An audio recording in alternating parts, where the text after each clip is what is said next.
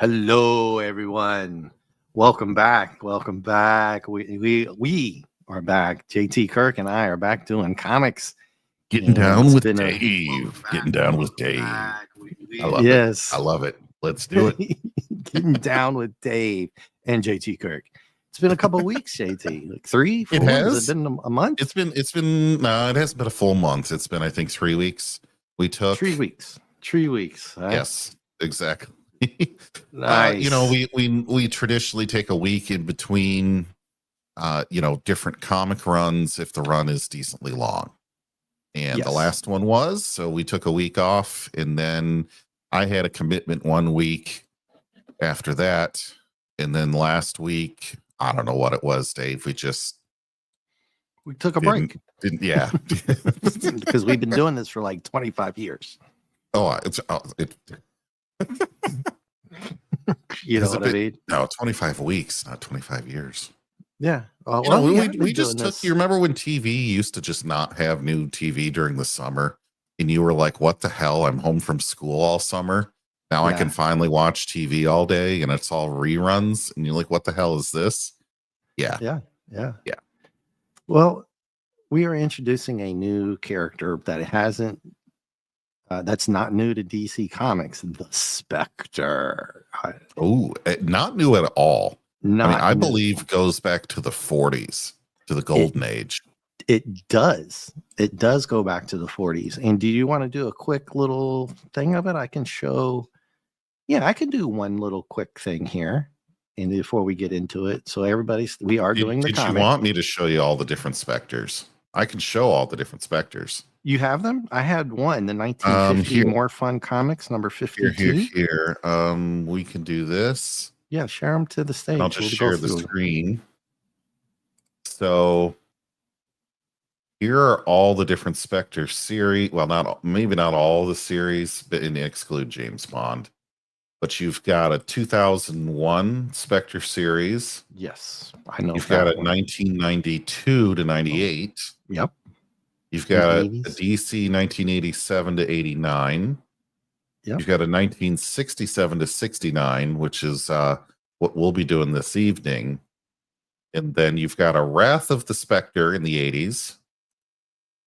And then there's this little one-off. The Golden Age Spectre Archives here. These archives, part 1. But volume 1, you can tell if I scroll through. Go back to the intro right there where it says 1940 Jerry Siegel. Somebody know that name? With artist Joe Shuster. I think most of us know who they are. Believe Superman. So. Yeah. Superman. Yep. But he wasn't finished yet. He had a new challenge. Someone that was even more powerful than Superman, the Spectre. Can you throw that link in for that one right there? Yes, I can. I don't know. I'll send it to you. Well, you're a wrench. Oh, okay. Well, I don't. We'll just say you can read this page here. Yeah. Send it to me. There you go. No, it's there. It showed up. Yeah. So this is the original book, and this is the cover of the book. Nice. I thought that was a pretty cool anthology cover. Their archive, volume 1. Now, I like this. 1940 was already number 52. Yeah, that's the one I was going to feature. Mm-hmm. As a prelude to us starting the series, to just a little background check. A little background on Spectre. Sure. Do you want me to go to it? Sure. Okay. Yeah. Let's see here. Ooh, they've got a nice foreword in there too. They do. So this was number 52, which is what you wanted, I believe, right? It was what I was going to show, but you're doing it for me. So thank you. Okay. But this is better. Here, let me resize that a wee bit and get past the forward. Make sure the size is what we want. No, the big size was good on YouTube. I just want to make sure it gets all on one page. Yeah, so All right. everybody's watching, link that to look at this. This is cool. So this is the daring exploits of the Spectre. And so this was before 1940. If you're already at issue number 52, you're back into the 30s. Yeah, well, this what Fun Comics was, and then this was his intro into comics. As you know, most comics, superheroes and stuff were introduced into other comics without their own titles, and or introduced, like Black Panther was introduced with the Avengers. Okay. Right? Way back. I mean, I'm sorry, Fantastic Four. My bad. Don't come at me. Black Panther, you had right. Yeah. And a lot of different characters were introduced. I mean, even Superman was in Action Comics. It wasn't even called Superman. He was, but it wasn't called Superman. So. And these are some real rough contemporaries. It is so old. This is just modern day dress. Oh, yeah. Which is funny. 10 cents. I have a feeling, let's see.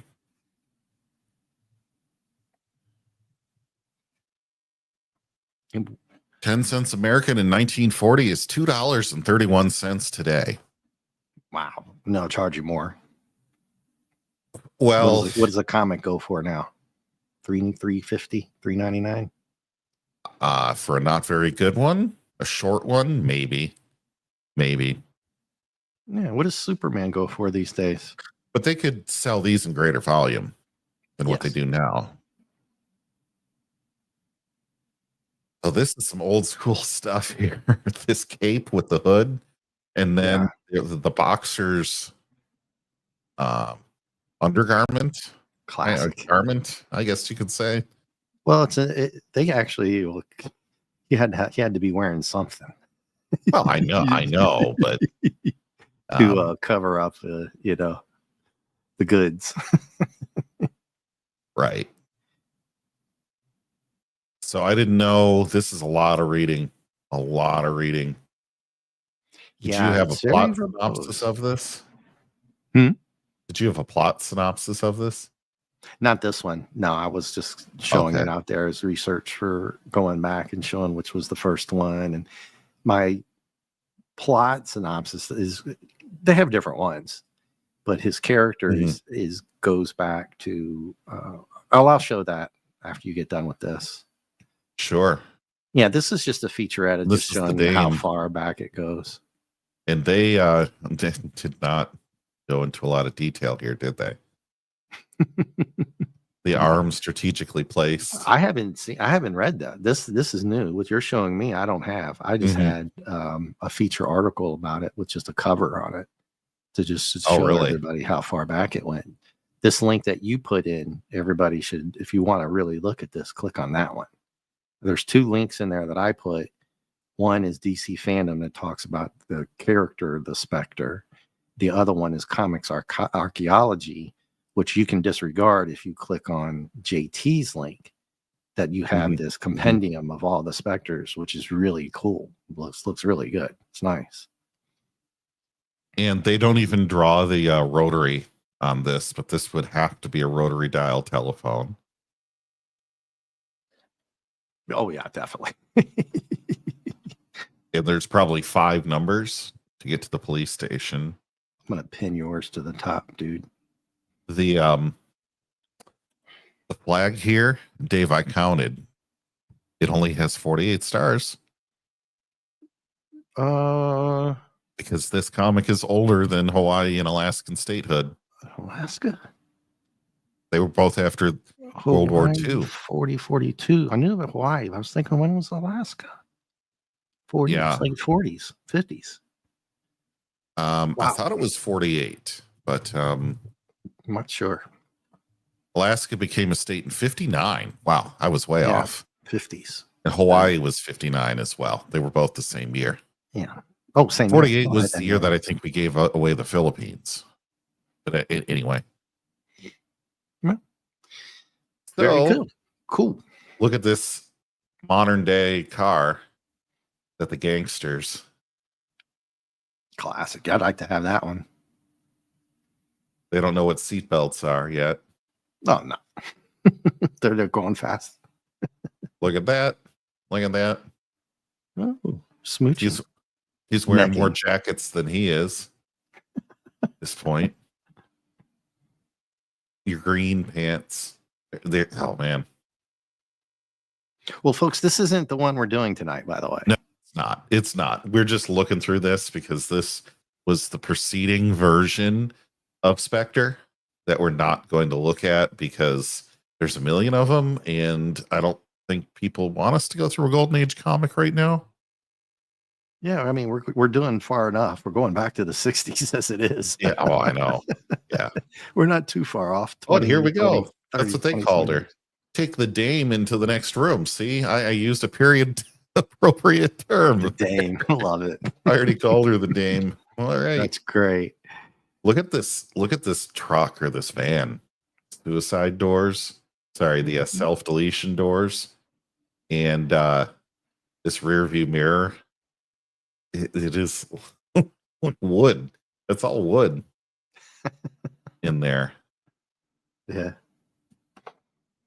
And here they are, I think the EPA would like a word with these gentlemen.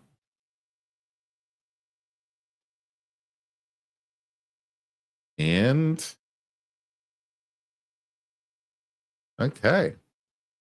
He goes down underwater. So nice. To try to rescue this person. But the hand protruding from the cement, good Lord, I must be looking at my own body. Yeah, so that would be Jim Corrigan, the first earthly type Spectre. Yes. And so he's trying to figure out, what happened to him. He walks directly through the wall and out of view. The Spectre. Bum, bum, bum. Yeah. And apparently the Spectre is an extremely powerful entity type character. I always knew that he was, or always felt that he was over the years. Never really buying any of these or reading any of these. Just every now and then, especially when I hear about Hal Jordan.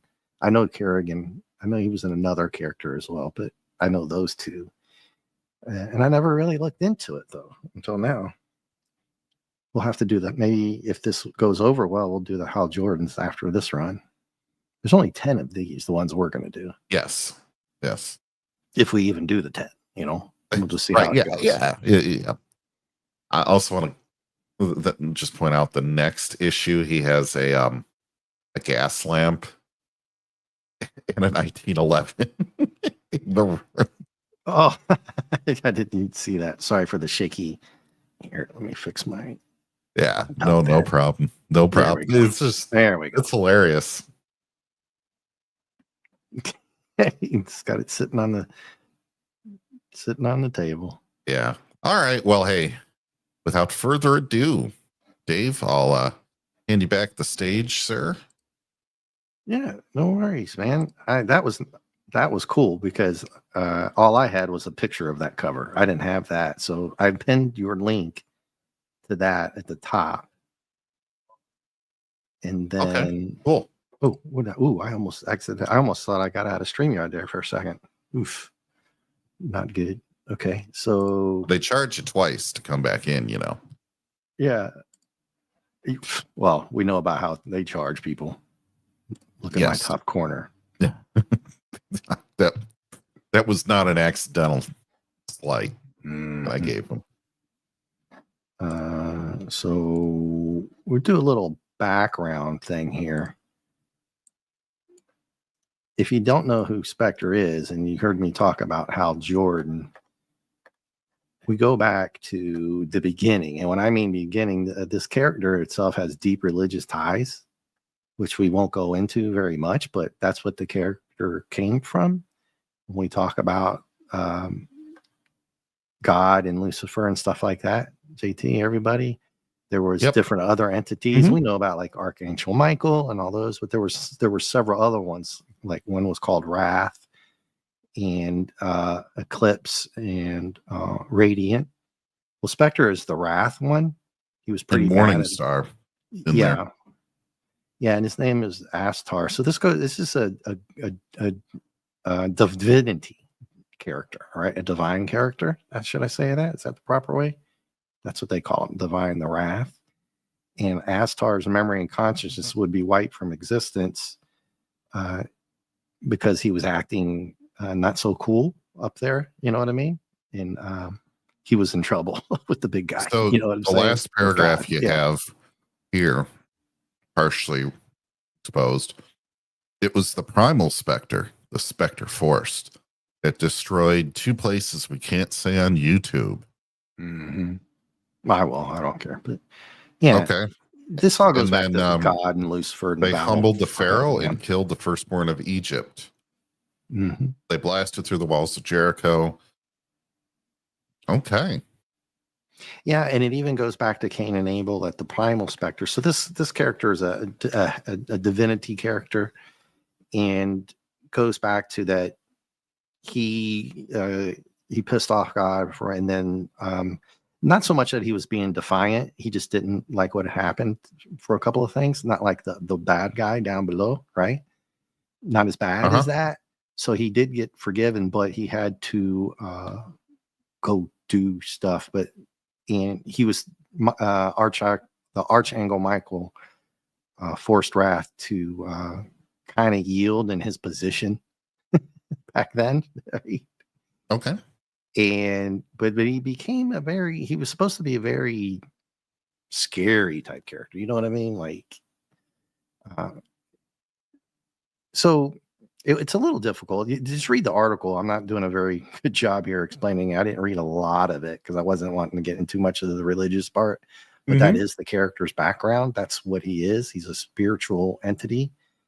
But he became a killing ghost that sought justice and enlightenment. So there you go. But he was tied into earthly characters, and that gets us to Jim Kerrigan.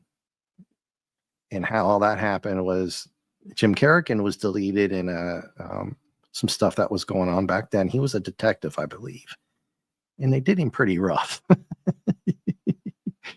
And I'm trying to read so Kerrigan returned to the world of the living, where he exacted vengeance on the mobsters, and then he went around doing good. And if you think about some other DC characters like Jason Blood, the Etrigan, the demon, who was banished by Merlin to walk the earth, that's another character I really like. I thought it was interesting. Jason Blood goes all the way back to the Excalibur days, if you remember that. Yes. Merlin. Mm-hmm. So this is kind of the same thing, that the spirit of Spectre, the Wrath, was. You might want to scroll. What I do? There's a bad name on there. Oh, okay. Yeah, the mustache gentleman with the Spirit of Destiny. Yeah, got it. And then he's just basically known as the Spirit of Vengeance and stuff like that. And then he falls into Corrigan. And then they have all these other different comics that you pointed out. So click on that link as well if you want to read all those really cool ones, especially those old 1940 ones and stuff like that. So, but this is pretty cool. I mean, it's similar in vein to perhaps something that you might see in Constantine, but yet it's different at the same time. It's quite different from that. Yeah, it's the Spectre is very cosmic, a divinity spirit. He's extremely powerful. As we'll see in this role, he can do a lot of crazy things. In fact, some might argue, I might even argue if I did more research into it, JT, that he might be in some ways one of the most powerful DC characters in some ways. But when are they going to make a movie around this most powerful character? Oh, Hollywood wouldn't touch it because of the, well, I'm not going to say what I want to say because we would get banned. I'm asking you a loaded question. Do you know that? It ain't loaded for me because me, I might just freaking say it. But yeah, I know. Okay, I deleted that part there. So, so basically, what happens is, how's he tie into Corrigan? So Corrigan had been deleted by a bunch of bad guys back in the day, and the presence, as we know as God, decided to remove the powers of Spectre from Corrigan. And it just kind of went back and forth a little bit. You'll have to read into it a lot more. So, and then it kind of goes on from there. And then there's characters most people like know, like the Anti-Monitor. Oh, Xanadu. Where does Overlord DVD come into all this? Yeah. Yeah. So Spectre was punished by the voice, and then he has a bunch of characters. So you can go back and read these, especially I think. I would feel punished if I had to go on the voice too. Yeah. Yeah, definitely. Definitely. So there you go. So that's just a quick background. Very, very quick, not very good background. I just kind of read into this a little earlier. It helps. Every little bit helps on that. Yeah. Shall we get into the comic? Good sir. Absolutely. And let me see if I can remember how to share this daggone thing. StreamYard. Present. Share screen. Present arms. Mm-hmm. All right, folks. Oh, no, that's not it. Oh, there it is. Yes. No. No. Yes. Is that? Did it show up? Add to stage. There we go. And then here we are. Then you'll know I've got to go do my little button thing that you taught me. And then once I do that, I can't do StreamYard. So did that other method I told you about not work? I hadn't. Well, I'm using that. I'm still using the F11 button. Okay. And there we go. We're into the 12 cent 1967. And this is obviously code book.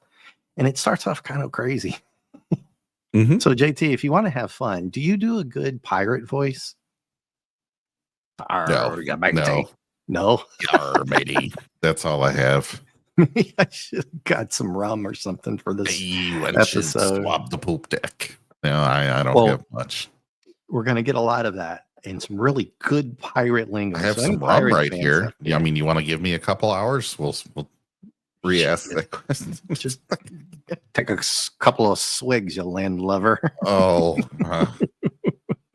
I'll be loving something else if I do that. Yeah. Look at the scan here. You can tell it's a good scan, but you can see the age on here. And I believe you and I were going to try to do Conan, the original Conan, but you said the scans were just too bad. Yeah, it was dreadful. Hard to look, sad to look at, really. Okay. Yeah, folks, sorry, we're going to have to look into some other different things. We want to do the original Conan. I might have to look at DC Online and see if they have good copies. They probably do. Oh, I'm sure. They do, maybe. But what do you think of the cover? The artwork is not bad. It's pretty good. There's your hood. It's standard DC fare. Yeah, for the day. Nothing spectacular, but I will give you a hint. See these 3 characters down here? The 4? Well, the 3 extra. Oh, sorry. Well, the 3 bottom ones. So you got the pirate guy that I mentioned, right? Pirate. And then you have these 3. So the cover will take you into the story. It definitely tells you what's going on here without telling you too much, because it says the sinister lives of Captain Skull. Ooh, okay. We shall see, right? Here's a pretty good little splash page cover art. He's swashbuckling, and I was like, "Uh-oh, this is going to be like some kind of pirate thing," and it is. But we get into a lot of the cosmic stuff as well with Spectre toward the end.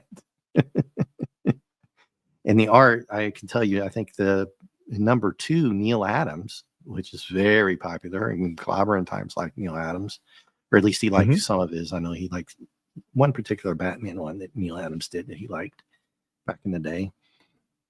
I think he comes in after this issue. So basically what happens here is, I'm going to just go right through that right there at the top, the splash page. Is, well, we get an ambassador who gets Well, you can see it here, right? He's in the vertical and horizontal view scope. Yeah, we'll say that. And Someone's got a monocle pointed in a direction. right. So this dude here, Joseph Clayton, is an American ambassador who's at a world treaty meeting in Switzerland, and he gets taken out. Joseph Clanton. Joseph Clanton. Yeah. And what do you think of the old school art? I mean, it's typical, right, of a 12-cent old school. Oh yeah, we're definitely not going to get the rich backgrounds and some of the texturing and things like that we found 13 years later in the Joker. Right. Yeah, you're not definitely going back in artistic time. Yeah, but the art is it's good enough. It's not bad. I would say it's got a lot of for the time period. It's standard, right? Yeah. I wouldn't say we're not picking this because it looks great. I like it. Right? I mean, it's a 12-cent comic. And when we get into Neil Adams and stuff in this, and in the later issues, we'll see, some good art. This is good. There's a lot of detail, which we love on this show. We like our comic book detail. So the war, there's, how should I say this? Okay, so with him being what happened to him, they're thinking about there might be a war starting, and they're not too happy about it. So he's this is the Cold War era, by the way. So just 67, yeah. Mm-hmm. They're saying they can't help him very much. It's inoperable, but he is at this Gateway City Hospital. I don't know.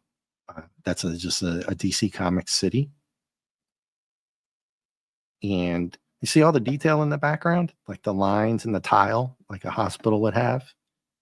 The doors, the swinging doors you can see through the door, the round thing. I like the detail with these artists. So it might not be the most vibrant or colorful because how old is this? This comic book's older than I am. But not by much. As you know, we've been experimenting with a new anesthetic, which may permit us to operate safely. It's never been fully tested. Yeah. So, good point here. That's the setup. So now, all right, that's the setup. And without that, so I'm glad you brought that up. I was going to go to the next page there. That this is what causes the action to happen. And it doesn't take long because we get this dude. So this guy just comes flying out of the operating room with this big burly mustache and long hair, and he's like, hoist the anchors, you lovers. I'm charting me course right through y'all. I'm like, oh boy, here we go. I'm going to have to do this in a pirate voice because I didn't think you would do it. I was hoping you would, but I would. And you're like, okay, what the heck is going on? In the little box says, with ferocious swings of his muscled arms. And JT, I forgot to ask, have you read this? No, I don't read them before. Okay. I just always like to ask just to get it out. Yeah, right. So we're both kind of like, okay, where is this going? Is that the ambassador? We don't know. It doesn't look like him, but you're thinking, no, it's him. It's him. For 3 hours, Joseph Clanton hovers between life and death as the country's most brilliant surgeons apply scalpel and suture until the operation's over. Now all we can do is hope and pray. Yeah, avast you swabs. I've got the hole in my lines. And then here you can see the one doctor or whatever is looking in there and the body is gone. So we know it's definitely him. And we kind of knew it was because there wasn't some dude just hanging around in the OR while they were in there. So, but then you're kind of like, okay, what happened to him? Yeah. They're like, did that dude just get off the table with a bullet in his brain? Yeah. And then he's talking like a freaking pirate. It doesn't look like him though. He's like this. He's like apparently a big bruising brute of a man now, right? Big pirate guy. Yarg. Right.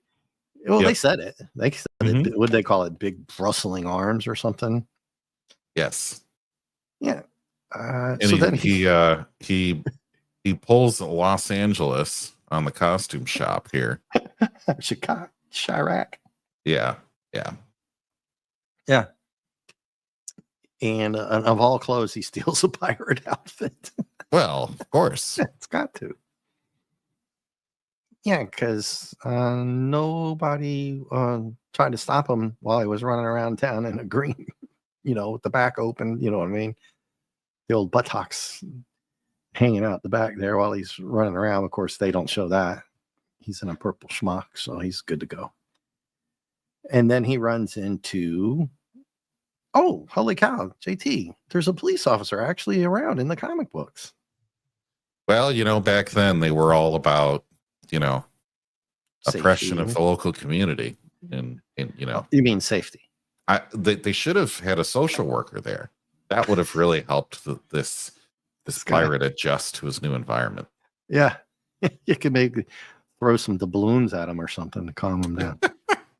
Yeah, exactly. That's all he needed. Yeah, look at the license plate of that car down here at the bottom right. ADM 429. That's the old police school. Adam, remember the police shows? Adam, whatever it was. Anybody out there remember that? Okay. That's a police call sign. Adam, whatever, means cop, police officer, car. Okay. So his particular car is Adam 429. And that's probably, you would either call his own call sign or use the car call sign to call it in. And this guy that's, I guess, in the police car, he doesn't have a police uniform on. He's a detective.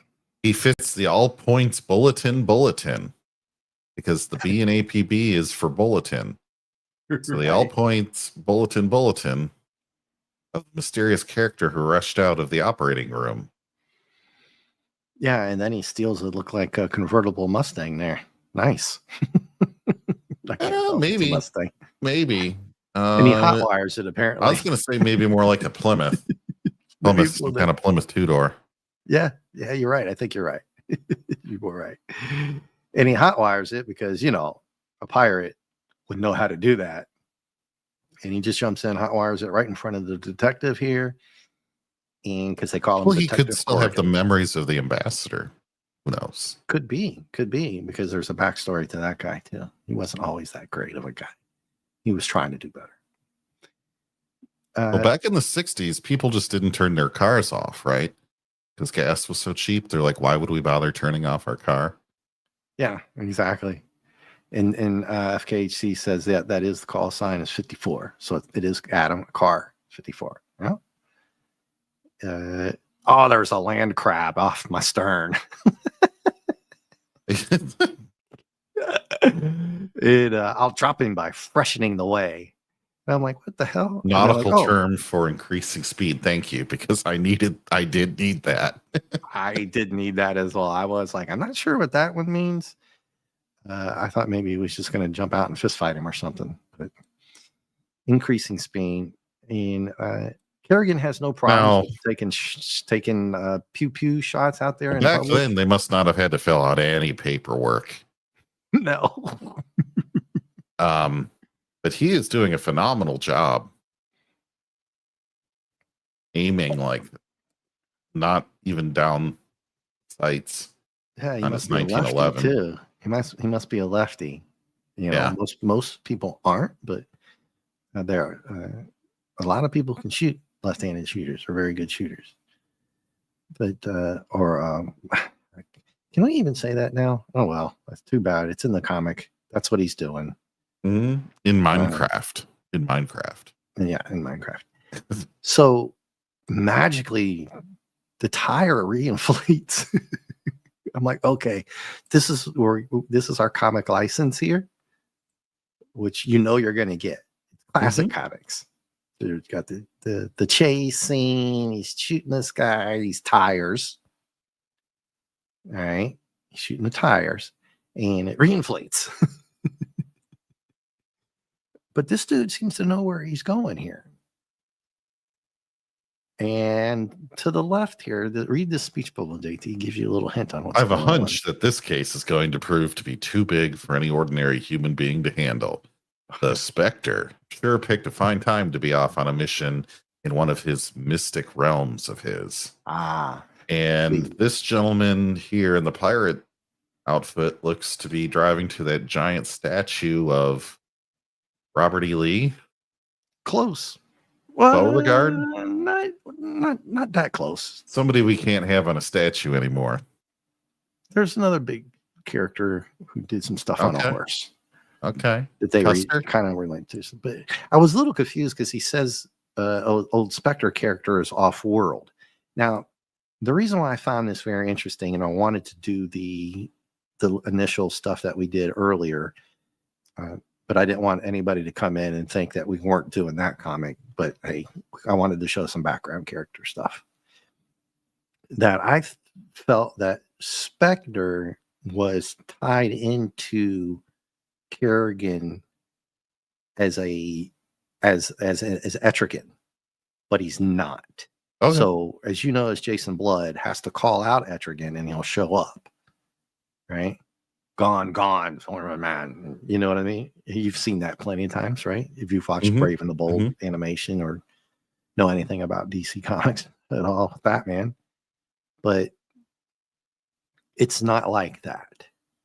So this gives you the hint that they are separated more than I was assuming that they weren't separated, if you follow what I'm getting at here. Sure. And it was confusing because he says he's gone, but obviously he just shows up. Now, what we do get here on this scan that you sent me is Reader's Rendezvous. And I normally wouldn't break continuity here with the comic, but we haven't seen that much of the comic. So this goes back to what we were talking about earlier. People, I don't know where they got these Reader's Rendezvous for this particular issue, because it's number one. So help me out with the time continuity on how the people knew. Okay, so basically these people are writing in ahead of time because they must have announced that this particular 67 series was coming out. Because like one letter here says, "Oh, the Spectre is coming." And apparently the Spectre was a very popular character back then. There's a lot of people here who wrote in because there's an extra page later on, part 2. Right. And because this writer is talking about how many times can this character be in and out, right? As you can see right there at the top. They must have been in another comic somewhere. They were. So mentioning this. That number 52 was a comic called More Fun Comic. That 10-cent one that you showed. And then the other ones all the way back into 65 and 66 in a comics called Showcase. Kind of like my movies tomorrow night. See how I did that? My one night showcase. Did you like that? Right. It's pretty sweet. Nice segue. Tomorrow night. Yeah. Muppet Treasure Island, everybody. We're going to sing. So this just shows you that the Spectre was a well-known character in the 60s. And I was very surprised. I was not aware of this. I thought maybe he went back earlier than the 60s, but I'm going to be completely honest with you. I didn't know it was this in-depth.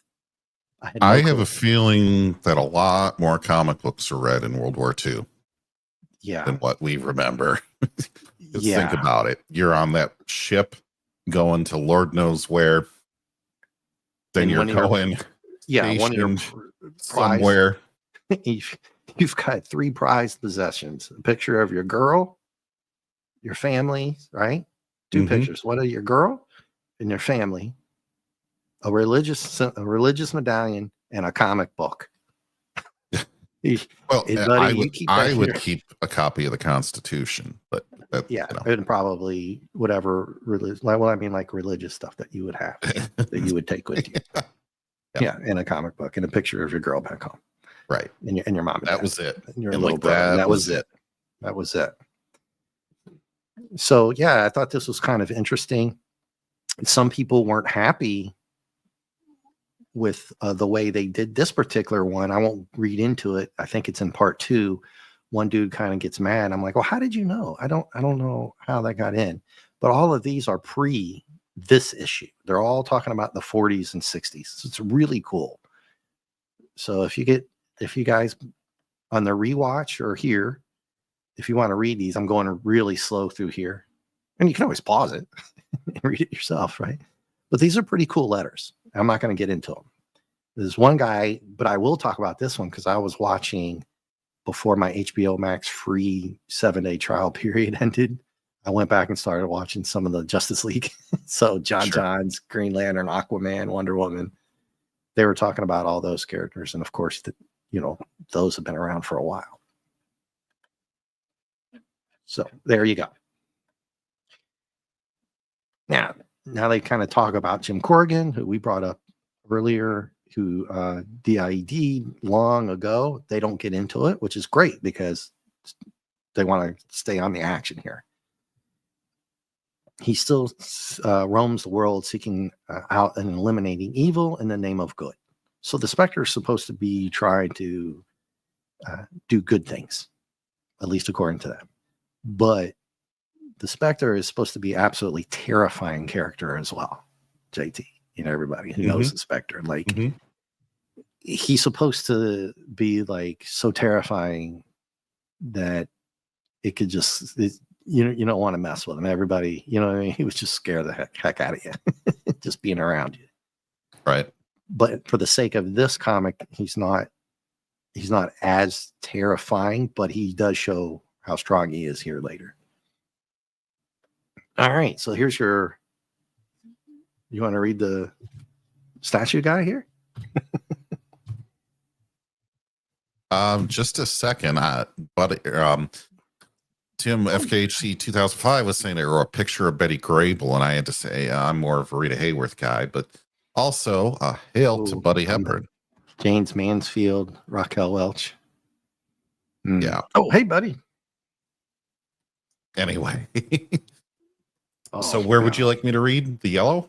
Well, we were talking about the statue, and I thought that was good for you to see look what they did. It's not the name, the middle one. Mm-hmm. It's the top of the middle one there for your statue. He's stopping at the statue of Gateway City's Spanish-American war hero. Uh-oh. Rough Rider Bucko Benjamin. Spanish American toxicity alert. Uh-oh. Canceled. Bucko Can't have this. Well, there is an O behind the Bucko, so I guess that he's Hispanic. But you know who I was thinking of? I was thinking of Teddy. Is this like a mock-up of Teddy? Yes, I think it is. I think it is too. They said it, Rough Rider. That's Teddy. Yeah. But for some reason, they didn't want to say it. And demonetized, right? Yeah, 100%. 100 because my last name is Serda. I can say these things. Get that, everybody? I'm Irish, Italian, Hispanic from Spain, Castilian Spain. CERDA. Don't be looking me up. But yeah, Rough Rider, Hispanic, Spanish American. I just thought that was definitely a fictional character. Yeah, I didn't even bother to look it up. If anybody wants to look up, I just did. They're fictional. Nice. Yep, there go all my super chats. So this is a foreshadowing of the Summer of Love right here. Yeah. And Mr. Pirate rips down the iron railings of oppression. Yeah, so he's really strong. Yes. We'll just go straight to it. Yeah. But oh boy, Kerrigan just sucker punches him in the back of the neck. I'm like, ow. Ow. That would hurt your hand a lot. Just hitting bones straight on like that. Yeah. But old boy was like, you dirty bastard. He turns on him, gives him a jar in my compass.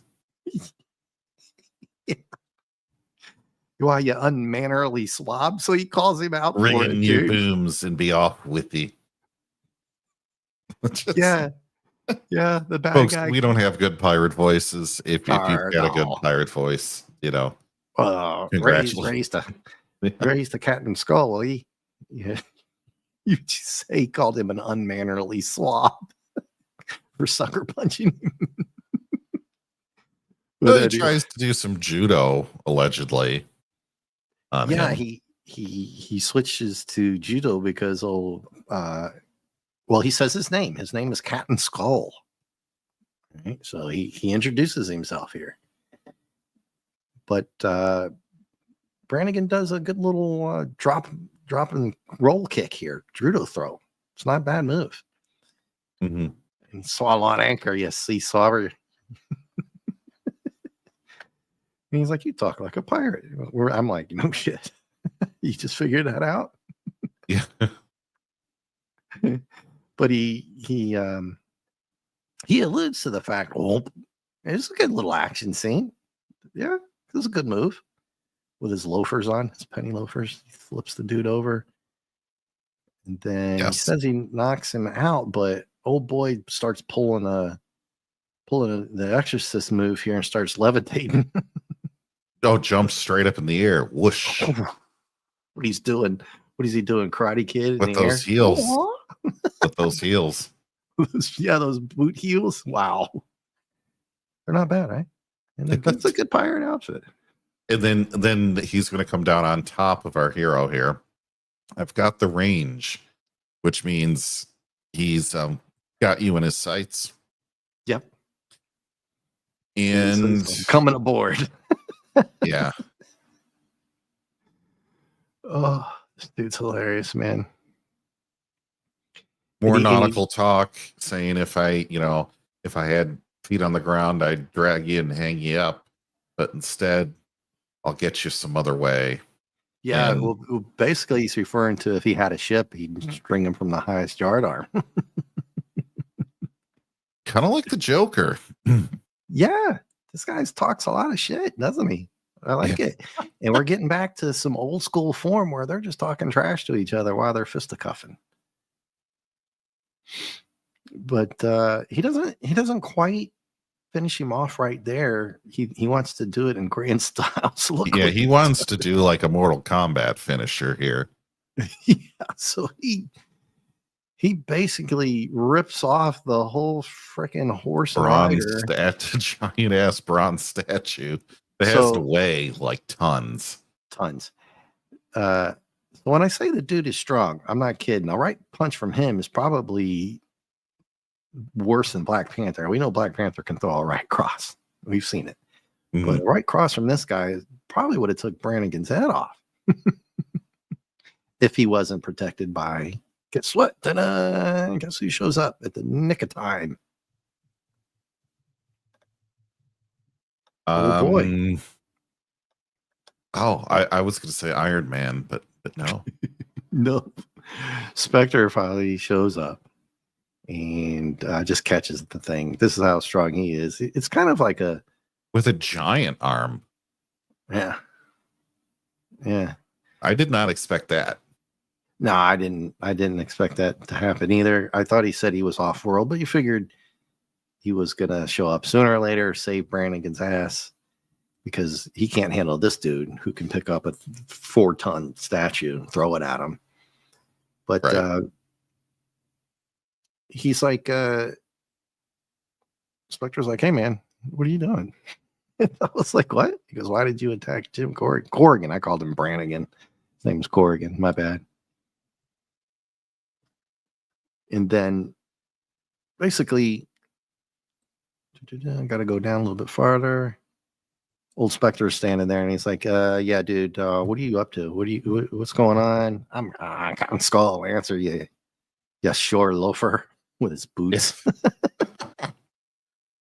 He's calling out the Green Spectre for his green boots while he's wearing big ass balloon pirate heel boots.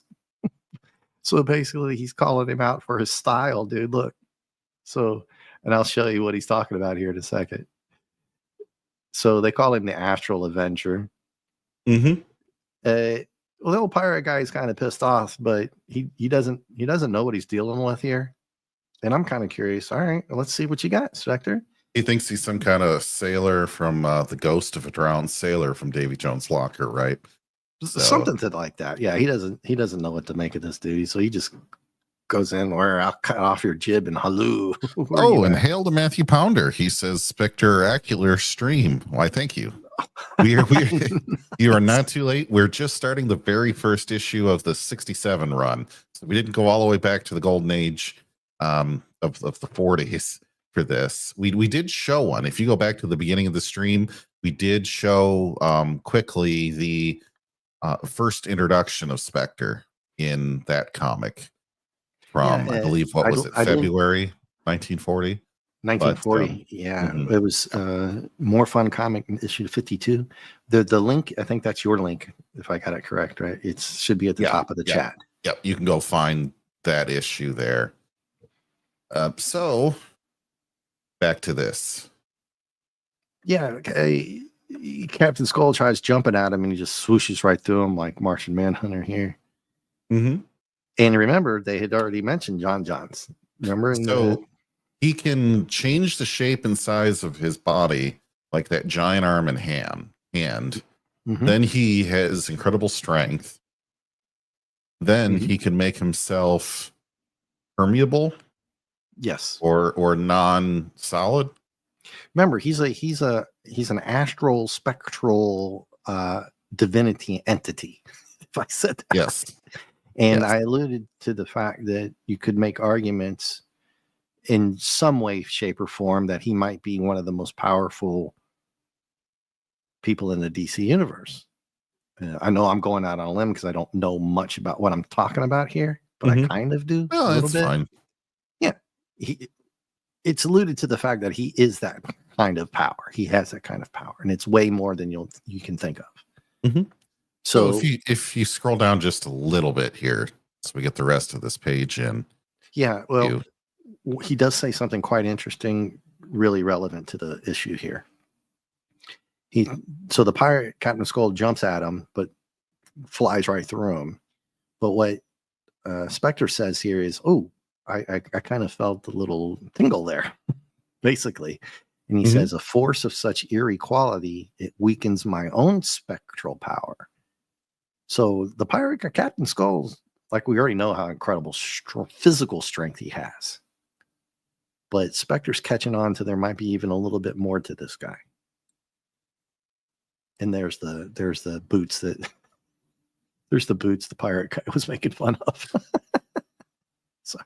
Yep. So, then the Spectre's not dumb. He said, I have no idea where this guy's power comes from. I shouldn't just be flippant with it. I need to study him to figure out, how to preserve myself and defeat him. Yeah.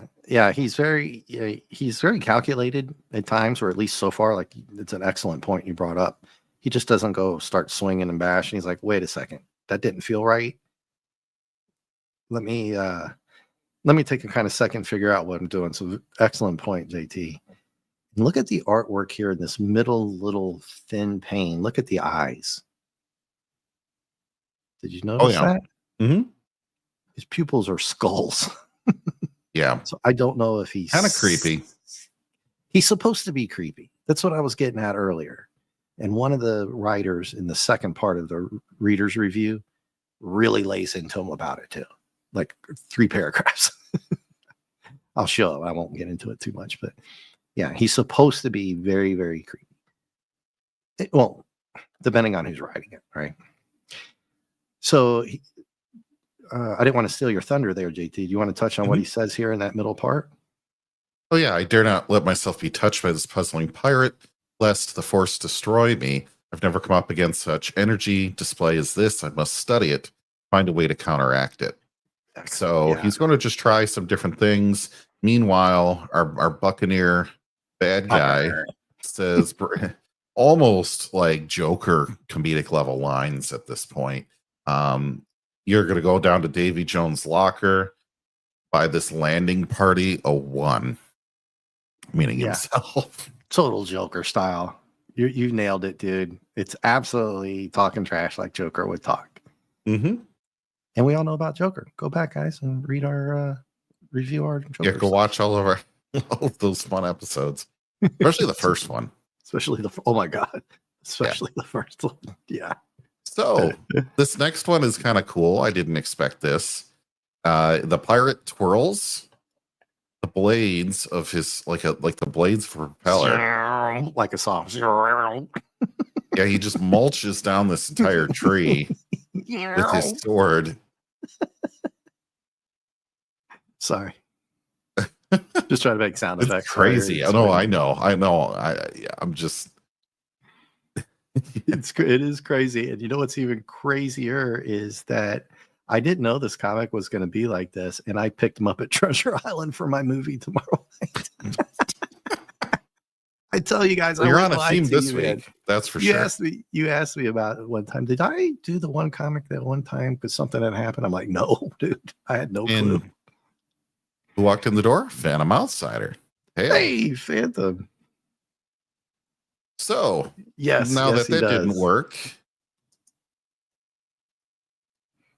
Batu can play at that game of the Deadly Duel. So he grabs a sword of his own that materializes. Yeah, spectral sword. Mm-hmm. Yeah, and he's like you said, he's making no bones about the fact that this dude, Captain Skull, is extremely powerful, just like Phantom brought up in the chat. This dude isn't a joke, although you can make fun of his pirate stuff, but he's not a wuss, you know. So not only is he physically strong, he does have some kind of astral stuff, like you brought up, JT, that messed with Spectre's head here a little bit. So now he's got to go hands on, but he's mentioned a little Ghostbuster stuff here. It won't do me any good to increase my size. Another thing you brought up, that he can make himself huge. Yes. And in fact, at one point in time, I would think that only because they're toning it down here, is that he could make himself so scarily huge and stuff. But they're doing it for this run. They're trying to tone him down a little. No, he could go. I would recommend he grow to about 7 feet tall. He can make himself 50 if you wanted to. Well, no, but I'm just saying like 7 feet tall. So that way you're overbearing enough to do it. Yeah. But hey. And they get out of that by saying, going back to what you had brought up, that he could increase his size, but the destructive force throughout my ectoplasmic being, it wouldn't matter if this guy gets a hit on him, or an astral hit or something. His size wouldn't matter. He's got to be careful. So he chose not to. That's how they get out of that kind of thing there. And coming out of nowhere, this all red section here. Avasti swab. I've wasted enough time with thee. I'll fashion another cutlass to do my work for me. So then right here, folks at home, if you have the Duel of the Fates on your computer, you can start playing it, because we're about to get some double lightsaber action going on here. Yes, we're getting you slob. So he astral projects another sword. So now you're really seeing how strong this dude is. And he says he can wield it by remote control. So they have remote control stuff back then. An energy double of his sword. So old boy decides, I'm just going to... This guy's funny, man. He cracks me up. So he just walks off while his astral sword is like fighting. So you can imagine this live action. He's like, all right. They're like, ding, ding, ding, ding, ding, ding, ding. He just walks off because, like the Joker, JT, this is why you're so smart. The Joker always has a plan, right? For the most part. Yep. Well, so does this guy. Well, why do you think he would walk off and leave his sword to fight other than to get away? Sure. Well, he has a plan. There's a reason why he went to that statue. And what do pirates always do in the movies and the stories? Drink. Yeah. And boring. What are they always either looking for or already did it and go back to get? Wenches. Oh, of course. Wenches. But the main X marks the spot on the map. Doubloons. Gold. Booty. Treasure. Yes, Treasure. Oh, and by the way, folks, my movie tomorrow night is Muppet Treasure Island. And we'll get some good swashbuckling there. Tim Curry, he's so good in that movie.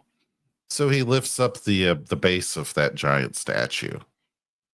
Yes, walking the plank. Yes.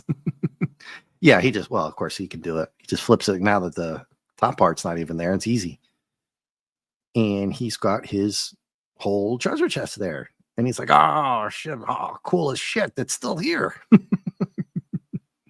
And while he's fighting off the sword that's just flying around in the air by itself, the Spectre notices it. He's like, what in the hell is he doing? And he's like, oh, he dug up some old treasure. Holy crap, I'm over here, in the red. And we can see they kind of, we'll get into the detail part again. So these 3 frames are fairly detailed, but you notice the skyline, like you pointed out in red, they don't bother with it, but they do bother with a lot of the detail, like the grass, and there's his shoes, Spectre's boots that he was making fun of again. Little fairy boots, little elf boots. Mm-hmm. But you can see the dirt and the moss and the detail that they put into the chest. And then his outfit, it's got the little buttons and the frills right there. You see the frills? Mm-hmm. And so they do the detail when it kind of matters to them. And they're like, you know what? Who cares about the background? Just make it purple. Right? You don't need to put a sun. It's nighttime anyway, I think. Who knows? Right? It doesn't matter here. It doesn't bother us because the action's good. It's funny. And they do a lot of detail on all the other different areas. Like here. The Phantom Outsider said, back in Spectre's more fun comics days, criminals in a car wanted to run him down, so he punted the car into outer space. Did he really? The more fun comics days, yeah, it's number 52. So Phantom, you know your Spectre. The chat's always good. Phantom, Tim, Matthew, everybody here, buddy. They know their comics. And thank you for everybody being here. Those that are lurking as well. I appreciate it. We appreciate it. And so the detail, like the glove in his hand here, the muscles, the shading. Yep. So they do a very good job here with that. And so he's just like, now, okay, he's getting away. I'm dealing with this freaking ghost sword thing. I got to do something. This is irritating me. He goes and puts himself into the statue like a genie in a bottle almost. Yeah, he fools the sword. So he's a thinker, JT. You brought it up before. He's a thinker. And he's like, how do I get out of this? This damn sword won't leave me alone. Oh, I'll just hide and it won't see me. Kind of like in Fortnite when you jump in the dumpster. Mm-hmm. So then they don't know. Exactly. They don't know that, where he is. And he commandeers and brings to life this bronze statue. If you follow the arrow down, you see how it is, that nice down arrow. So they're very kind to the comic book reader here to politely point you in the right direction. So not only does he hide astrally, is that the correct term? Astrally puts himself into the statue until the sword stops fighting. He, where did you say it? What did you call it? Activate? Yeah, there it is. You said it activates. And then they are smart enough to tell us to go down to the left here to read this. And since they don't see an image of him, the AI in the swords is not smart enough. No, it's just sitting there. Slices him in half. Well, he uses the sword from the statue, which is probably bronze, solid bronze and lead or whatever. I'm not what do you call it? Which would be softer than steel. So don't focus on that too hard. Yeah. Yeah, don't focus on that too hard. But it works. It cracks it cracks the old sword. And then you have to go to the bottom here. He pops back out. And then I like this little long, thin pane here of him. Through the ghostly guardian hunts far and wide. I like this pose. It's an imposing pose. That's kind of like, see how that looks over the city. Okay. Then this is what I was getting at before about they're not one and the same. They're not like Etrigan and Jane Blood, sorry, Jason Blood. And he can actually talk to him outside of himself, not into himself. So they're having a conversation about the ambassador and what the heck is going on. So they're exchanging stories, as it says. What do you think of that? Kind of cool or weird? Yeah. Or it's interesting. It's interesting. I've only seen this of it so far, so I don't really know what else to make of it. Yeah, it is. It's kind of the same for me. I knew he was an astral projection of these guys, especially Hal Jordan. Maybe if this goes over really well, we'll do the Hal Jordan ones, but we'll see. Then, but I thought this was really cool that he showed them just sitting there chit-chatting, talking away about all kinds of stuff and the stories. And he's like, by visiting the astral dimensions, where are to be found the answers to many perplexing problems. So then we get real deep into the Spectre's background, or what he can do and what kind of entity he really is. He can thought process himself into the mystic realm and talk to these entities and stuff like that. And as we kind of suspect at this point, they say that anesthesia that they put on the ambassador released it opened up something, a capability for this Captain Skull to commandeer the body. Correct. But there's a very important part to that, caveat to that it opens up the portal, like you said, kind of like in poltergeist type stuff. But this is more psychic, that the person that comes back through the portal and attaches himself to the person has to be a relative of that person. So, okay. They don't really talk about it. They only mention it later on. They don't really bring it here. I'll just tell you that now, because his psychic soul became inundated by mega cyclic forces as it traveled to reach the ambassador's body. So you nailed that part. And now we're going to do some time travel, forwarding. Roused to life where he lay latent within Joseph Clayton, the reincarnated spirit of Captain Skull had become so powerful it was able to transform his features and all that. Yes, we know about that. They're just kind of and they're saying not even your basic level of power can stop him. And if you don't stop him, he is going to become an internet pirate and steal everything off the internet. Yeah, he's just going to go, I was going to say some Viking stuff, but I better not say that. Yep. Plumaging and stealing and other things. Yes. So, I wish they did a little quick background on these guys here, these little flashing entities, but to make it mysterious. I like it too. This is issue number 1. Yeah. Issue number 1. And if you want deeper background, click on that link JT put up there at the top. It's pinned at the top of the chat. So the dusty archives of Gateway City Library, because nobody goes to the library anymore. People back then went to the library. Yeah. I mean, it was like you had to go to the library. There was no internets. Well, this wasn't just the library; it was the archives.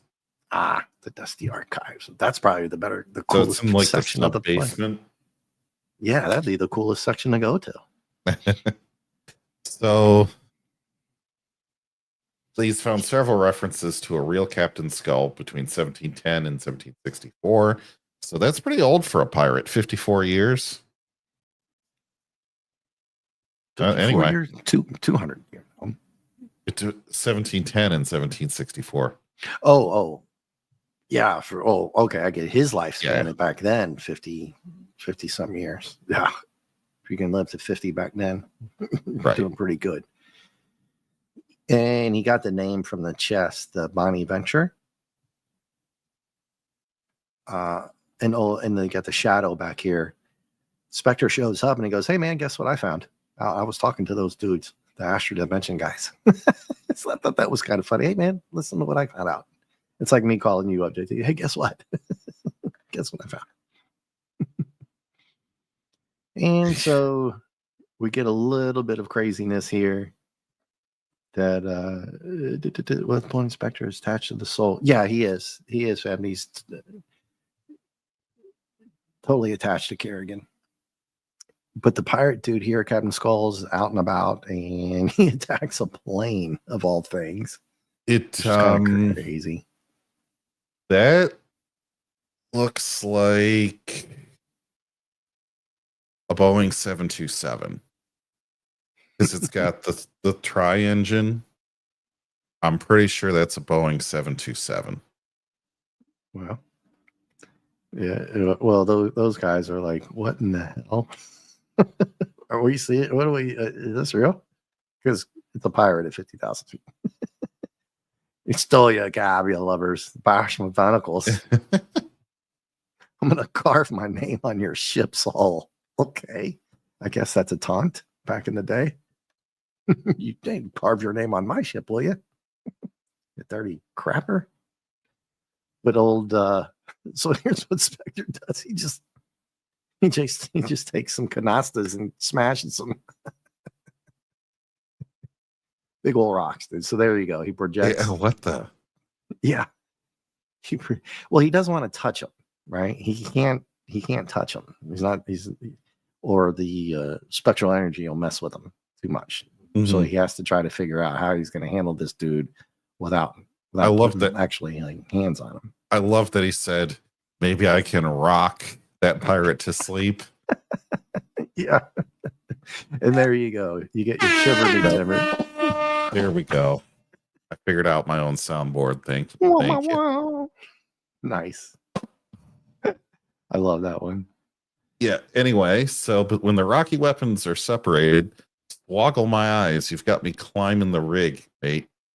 Well, he tells him, well, politely in modern day times, it would be a different way to say this, but he's like, sheer off before I jam your compass. Yeah. We wouldn't say those things today, but I like it. I think if I ever get into a bar fight again, I'm going to say that, hey, man, sheer off before I jam your compass.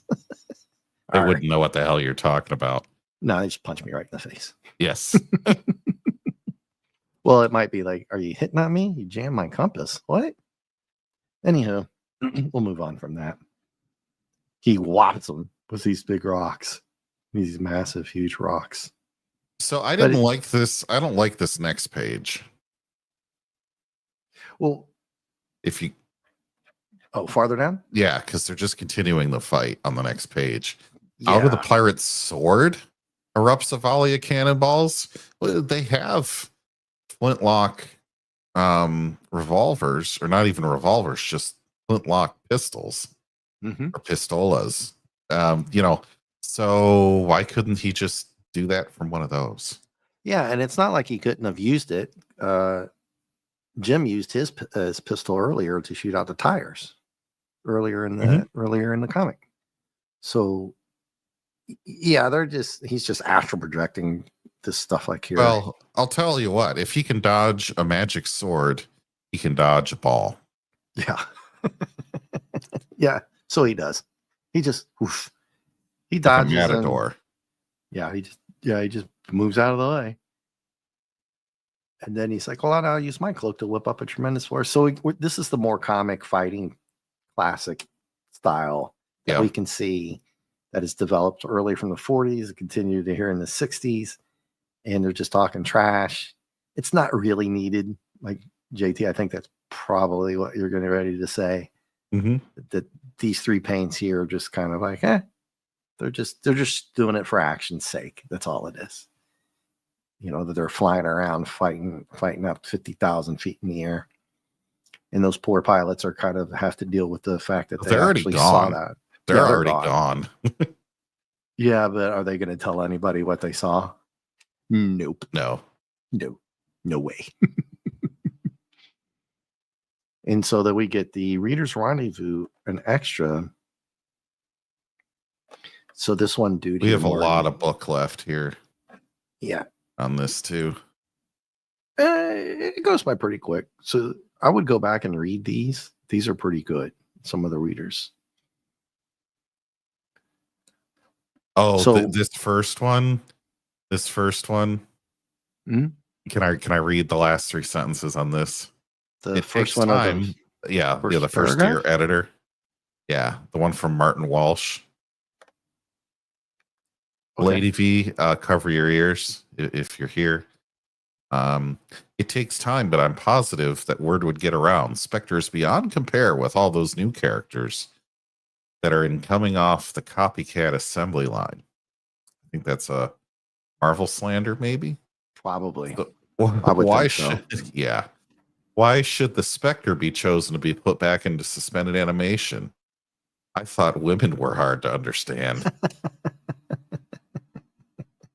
That is not getting put into a print anymore. Not in 2025. You will not get that. Yeah, no, you can't get that together. And then the third guy goes into the he's mad that the Spectre isn't scary enough. But you got to tone it down. I mean, he has a bunch of series. This isn't the only one he's in. So, it just depends on the writers and the way they want to portray it. Mm-hmm. So, did we miss? So Spectre astral projects this guy into time. He has an idea that if he can force this dude out of the ambassador's body, he can throw the Captain Skull back into his own timeline. Okay. So so that's how strong the Spectre is. He can actually force a time zone, however you want to call it, a time hole, a time vortex. Vortex. That's kind of what it looks like.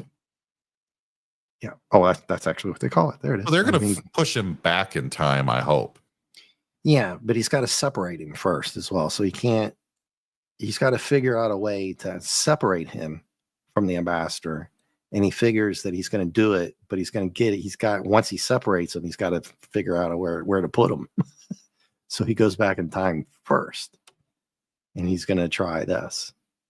We get a cool pirate ship there. Hey. And they go all the way back to, what does it say there? 1751. Yes, 1751. And very Gateway City is off North Carolina coast, right? Because that's where they said Captain Skull was raiding mostly. Yeah, well, that's where he was originated from back in the old day, off the Carolina coast. So yeah, and that's where Gate City was. That's why he had the treasure buried there. That's where he knew where the treasure was. Mm-hmm. Yeah. And the Spectre just uses his own cloak to try to exorcise him. So those spiritual entities out there in the astral world that he was talking to, remember, told him that he had to basically exorcise the guy. So there's your kind of tie-in without actually mentioning anything more than that to divinity or the religious type stuff, is that he has to exercise that. Well, we kind of knew that. So he throws out, this is kind of cool. He just uses his cloak and does some exorcism stuff on him, dude. But the dude's not having it. Skull's like, oh, what are you doing? It's high time I threw out my anchor to windward, protect myself. But the Spectre's too strong. And he transmigrate. How do they call it? Transmigrated. The spirit of Captain Skull burst free of his fleshly bounds, glowing with megacyclic energy, which fuels the time funnel.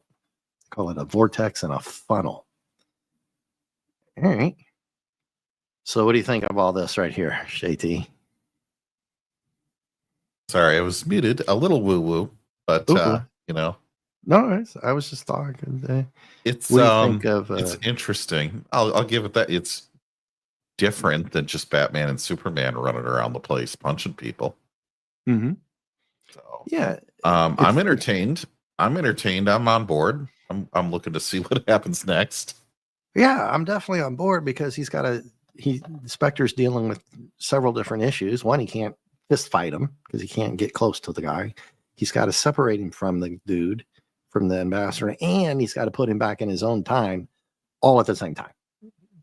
So it's kind of an interesting plot to figure out how he's going to do it, but he has the powers to do it, but he's got to be careful.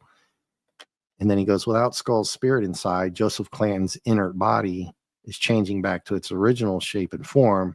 So it's kind of working. And then he just keeps doing that. But oh boy, what did I say about the Joker? Always got a plan. Always got something up his sleeve. Yes. So Captain Skull goes, you know what? Screw you, dude. I'll just go farther back in time. You can't catch me. So now he goes back to like medieval times. And now he's called Sir Guy the Cruel. Gosh, Sir Guy the Cruel. And they're laying siege to a castle. It is kind of funny. I started laughing because this dude's like, screw you, dude. I'm just go farther back. You can't stop me, dude. I'm just gonna leave. And he does. And now Spectre's like, shit. What is he doing? He's just gonna go back to the next body and take that one over. Yep, and that's exactly what he does. And you can see it here. He took over this dude. And now he's going to say, well, I'll just live here because I'm just going to conquer this whole time zone. And there's nothing you can do about it. And he's like, all right, let's go attack this castle. And he's already at work. And I guess Princess Peach must have been in another castle. Yeah. Anyway. All his dudes are like, what are you talking about? Shooting arrows at the walls aren't going to do anything. But they do, because they don't understand now. He's like this super being type guy, and all the arrows are flying in. And there you got some legs there, dude. Sure. Yeah. Not bad. And she's like, hey. This dude here to the bottom left, once he sees the arrows coming through the walls, he's like, okay, yeah, I quit. I'm done. That's all it took. He's like, yeah, run away. Sir Guy must have hired a witch to work spells for him. Yeah, it's like, yeah, we better quit. I'm surrendering. And so the Astral Avenger, as they call Spectre, is just kind of sitting back going, what what's going on here? And he's not sure. So now he's got to sit back, and it's like, well, crap, JT, like you said, now he's got to stop him here in this time zone and start over. But he's a thinker. And he's like, man, I got to go back. And how such a good man as Joseph Clanton had been evildoers his whole life. But it's not so much that. It's just whatever time it is. It just happened to be the way it was. In his own time, world peace depends on our ambassador. I must not fail the people who count on him. So, this is hilarious to me. He jumps in to one of the henchmen that's right behind old Sir Guy, Captain Skull, possesses him. And look what he's getting ready to do to him. I mean, it's a great idea. Oh, get him with a mace? Yeah, he's going to sucker punch him and hit him with the mace from behind, which is a great idea because he doesn't know it's coming. And he's got the leg up on the dude. So yeah, he doesn't attack him directly. He possesses the guy behind him. He bashes him in the head with a mace, which to me, I would think would probably delete the Sir Guy character as in his See, they're getting messy with the timeline here. Who knows? If you get rid of Sir Guy, then British Empire is still around. I mean, who knows what happens? You caught on. Think about it. What if he just goes ahead and finishes the job here? Would that not be the end of it? There would be no Captain Skull. Dun, dun, dun. Wah. You got it, JT. You're so smart. Yeah. Well, you nailed it, dude. We'll see. Remains I was thinking, well, that might delete that dude if he bashes him in the back of the head with a damn mace. And then there's no George Washington, because this is his like 58th great grandfather on his mother's side or something.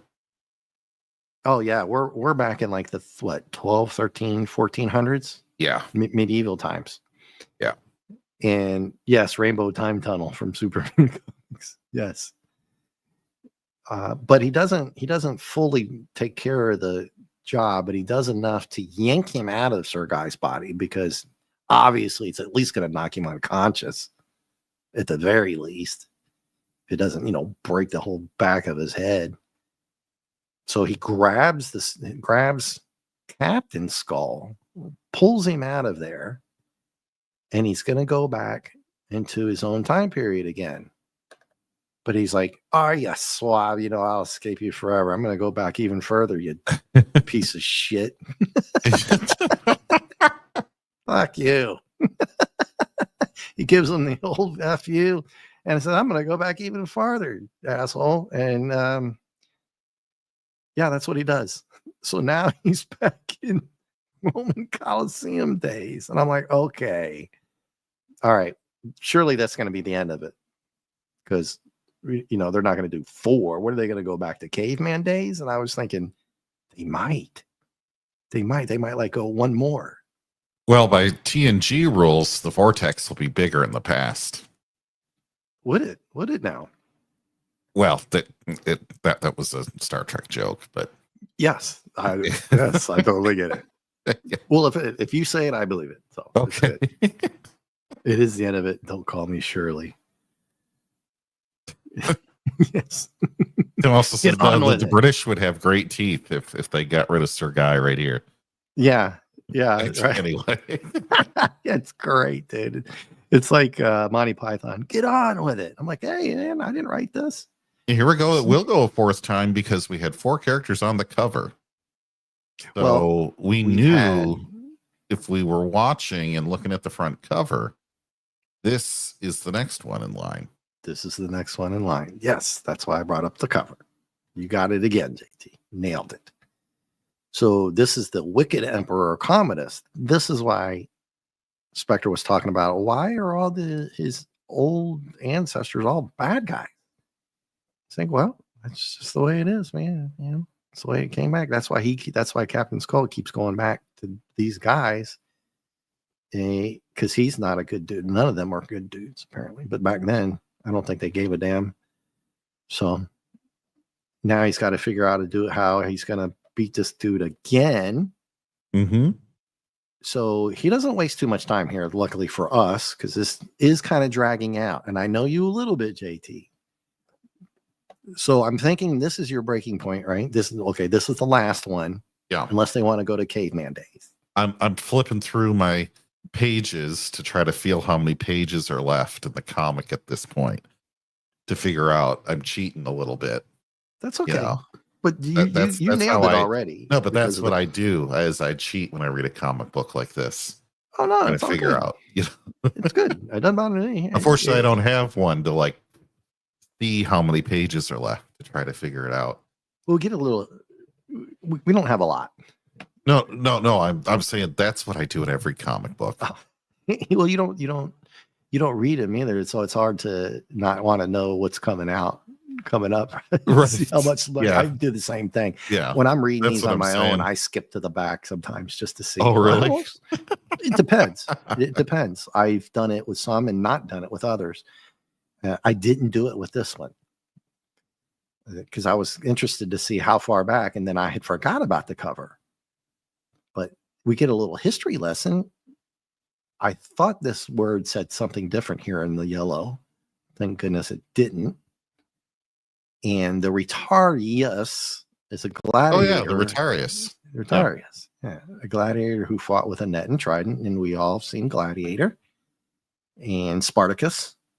Yes. Well, that's a hell real of a show. One, not the reboot, but the real one. I've seen you see the real one, and I've got the show actually. No, they made a movie, like a new one in 2022 or something like that. Oh, then I wouldn't have watched it. No one else did either. So you're like, I'm not watching Red Son either, unless it's on a freebie. we'll hold off opinions on that, but for now, yeah, they're not good anyway. I wouldn't say so. I saw like 2 seconds of the trailer and said, nope, don't care. Yeah, do not care.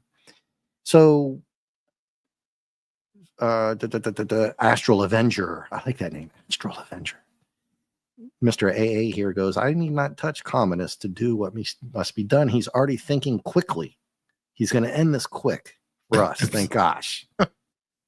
So he grabs the net and electrifies it just to go tape away. Wow. That is wow. You're reading the chat, right? Yes, I am. That's why I'm laughing. That's so good. Wow. All right. That's A+, right? That is number one chat. Right? Wowzers. Anyway, you would hey, you never know. If this would have been in the 40s one, in the mid 40s, we could have got that. There might be. There might be some of those. They would have done that, I think. I mean, yeah. Anyway. We definitely, if not this particular one, many other ones. Even the Superman Fleischer cartoons do some of the ones over in the Pacific area. So where are we? He electrifies the net. Mm-hmm. This is a good idea because it shocks the what out of him, and it made him weak enough for me to hold on to it. But he shouted taser 3 times, just to be fair. Taser. Don't tase me, bro. He's like, here we go again, Captain Skull. So at least he's paying attention to the audience because that's what we're thinking. Here we go again. But I like how they do that. So he grabs his ass and he's already talking shit. Never, I'm not going to do it. I'm not going to do it. But Spectre is kind of like, well, he's talking trash, and guess what happens? Let's see here. You want me to read it? Sure. So I have slain the Greek hero Achilles. Alone I shall make Troy the greatest of all cities. We do get one Trojan man shall conquer and rule the world. Yeah. So this dude's like, screw you, Spectre. I'll just go back for more. And you're thinking, okay, that's all the characters on the cover now, right? So, which is kind of funny because, as you know, it's been a couple weeks. I watched Troy. Remember what I sent you guys a message that Troy is nothing about. What did I say? Admiral T was watching it too. A lonely, unhappy housewife and a dude who can't, well, never mind, who can't do something and a dude who can't do something else. That's what that movie's about. It didn't turn out the way this dude says. He says he did it. He killed the Greek hero Achilles. But Spectre's getting kind of tired of this now, and he's getting kind of mad. And he actually brings up Paris. Neither Paris nor Captain Skull knows anything of natural gas. And I'm like, what? Natural gas? Was he ripping one on him? Oh, no. Okay. He's like, no, it's natural gas coming out of the ground. Yeah. It is like, surely not telling a fart joke here. So he uses the gas to knock him out. And then I'm like, all right. And while he's talking about Paris, we'll get another little bit of a history lesson. All right? Little PSA. It's numbing Paris long enough for the arrow from the bow of Philoctetes to overcome him, as history has recorded, just to keep you in line for the readers. So he knocks him out again, and now we're going to figure out how is he going to stop him. And old boy is kind of thinking the same way. He goes, you know what? I got to turn and fight too. I can't keep going back and forth. So now we're going to get a good fisticuffs type of thing. And old Captain Skull throws a bunch of what they call motes. I didn't look it up, but they're astral weapons, projections. Okay. Powerful little ammo, basically, type things. Astral shurikens. Yeah. Almost. Basically. And AA here just says, "Oh shit, he's kind of coming at me now, and I can't crap." It kind of caught him off guard, and it says it could rend and rip my spectral being into nothingness. And you've got Captain Joseph Skull. Stalin over here on the left. Yo, I have summoned up the cosmic winds tied to the fury of the motes. And AA has to back off here. And they're like, wait a second. What's going on? Because now Spectre's he's actually getting beaten backwards. And it's the terrible cosmic tides wash through him. The ghostly garden summons up all the Eldritch powers. I'm like, okay, this is where he's going to get really pissed off now and just kind of lose it. Go absolute, what you might call astral ape shit.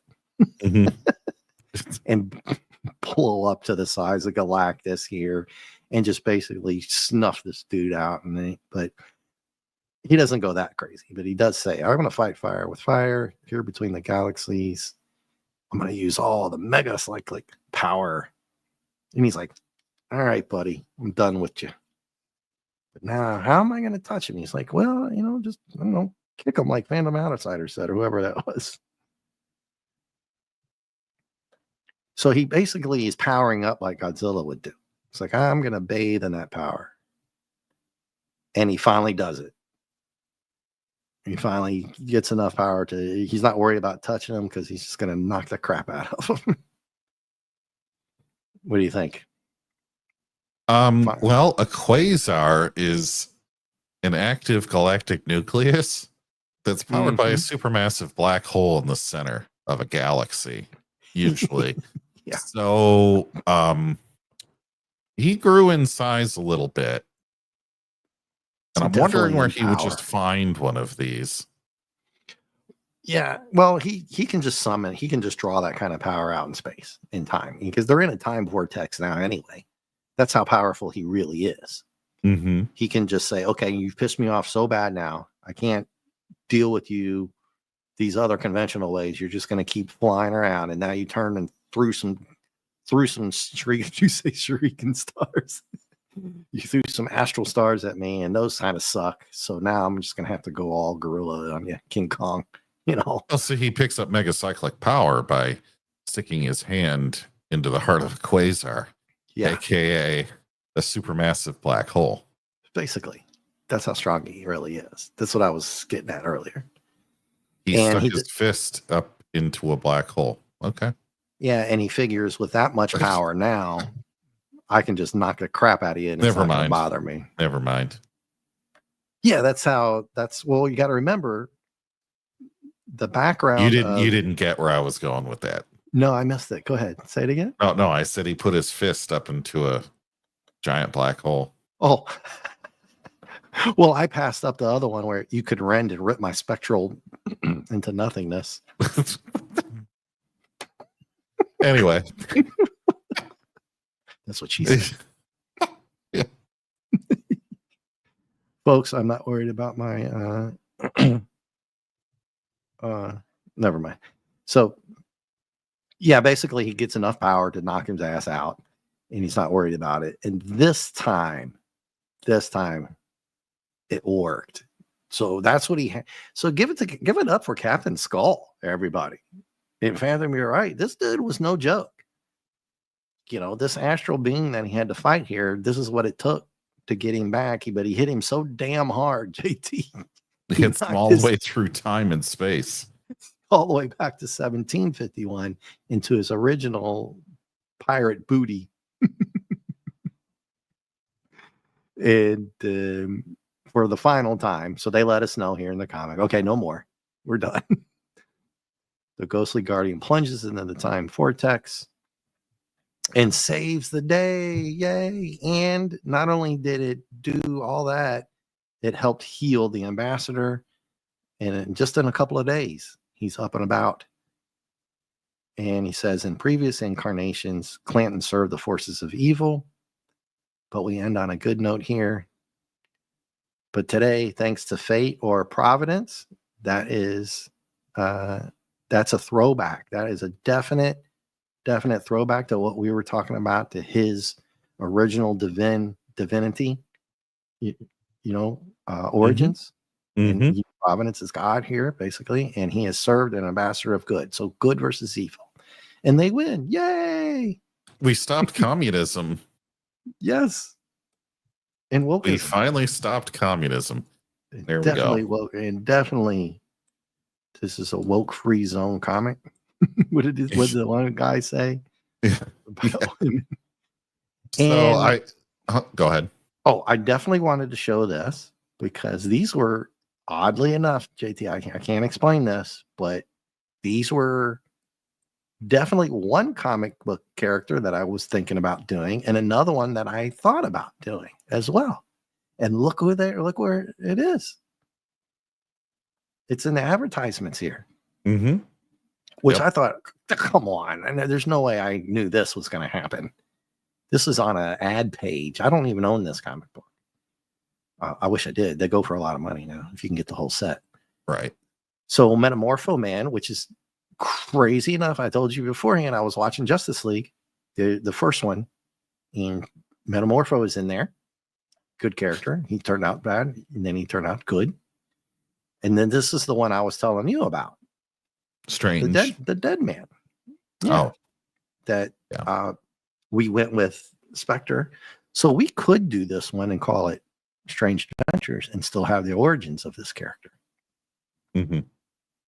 If you scrolled up back one page, to the bottom half of the page up there, all the way to the comic book page. Yeah, the preview. Yeah, almost. To the ad. I'm no 60s band expert. Are they trying to copy the Monkees? Yeah, probably. Okay. More than likely. Okay. It kind of looks like the Monkees, I think. Yeah. People said they monkeyed around. Yeah. Jeez.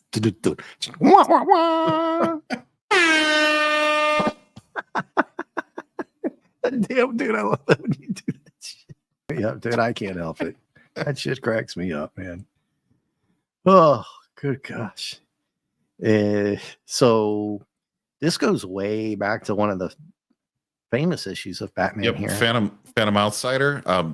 We just to address your last couple of comments there. I think it was before you joined us. We went through the original 1940s issue of, I think it was More Fun Comics, right? Yeah, More Comic Fun number 52. 52. Yeah, with the intro. We did scroll through that one briefly. We didn't actually cover it in depth. And we did see that spot that you're specifically talking about with the barrel filled with cement at the bottom of the ocean. So if you were here at the beginning, you saw it. But if you didn't, feel free to go back at the end, to the beginning, and you'll see what Phantom Outsider's talking about. But yes, it was a very unique creation story for this character. Yeah, which is cool. And definitely, I still didn't quite get the connection between Kerrigan and Spectre. I guess that they just picked him. That's all it is. Just like Hal Jordan got picked by the Ring. That's just the way it was. That guy just happened to be that dude. And yes, Phantom Outsider is absolutely correct. JT, thanks for bringing it up that he put that in there. He's got to go back to end all evil. So Spectre is a divinity character going all the way back to the origins of Christianity and Catholic religions, right? That's just the way the story is. It's a divinity astral character. That's it. Yeah, that's the way it is. And it's kind of like when we're talking about the dead man there, what happened to him, Boston, I think his name is Boston Brand. And I think he was also, I can't remember.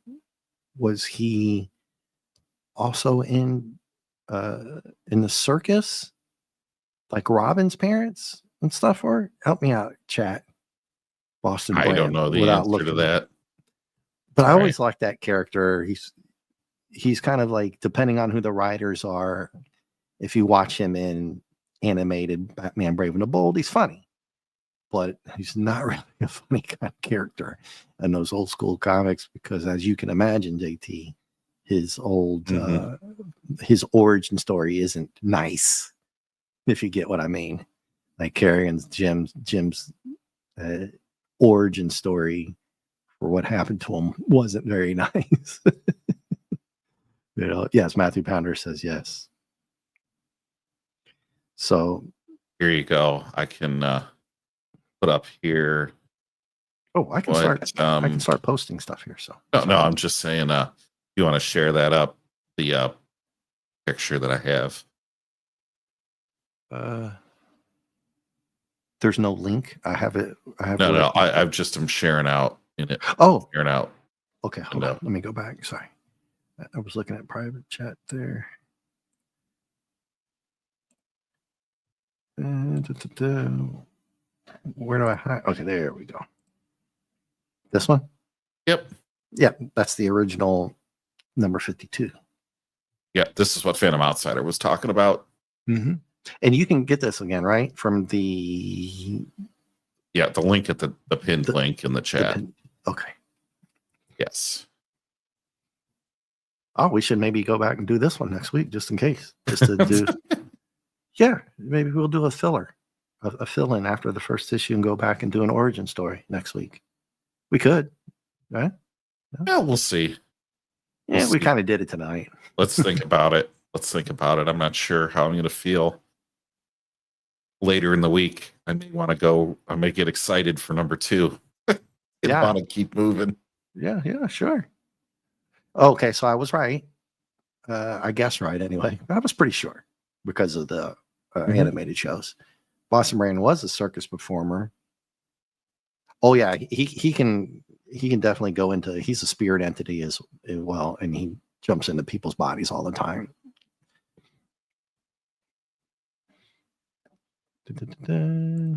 What else? Phantom? What is that? FK. Okay, the 2 he turned into rats. There's follow-up. It turns out they remember being human. Oh, they got punished for. God knows what I'll come back as then. Ugh. I don't really want to think about it. Probably a big fat turd. And what Indiana Jones are you talking about? FK? I don't know what he's referring to. The Indiana Jones stuff? I'm a little lost on that one. I'm not sure either.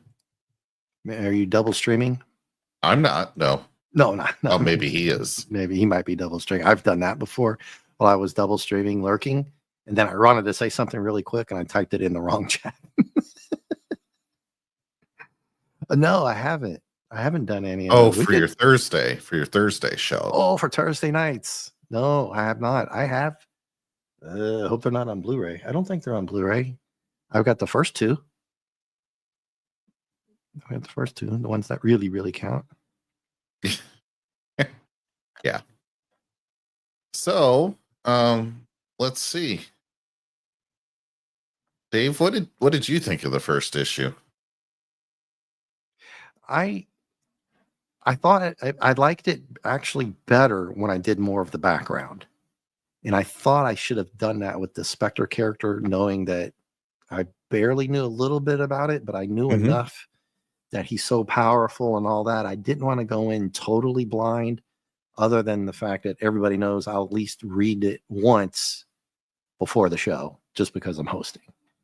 And I thought better of it to go back. I appreciated it more when I knew his background story and what he could do, because then it wasn't so outlandish. The only part I kind of thought was a little bit silly, comic goofy, was obviously the plane scenes. I think probably you might say we could cut that out and you'd be totally fine. It was action for action's sake.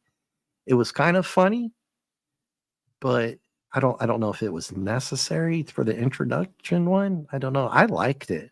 I was pleasantly surprised.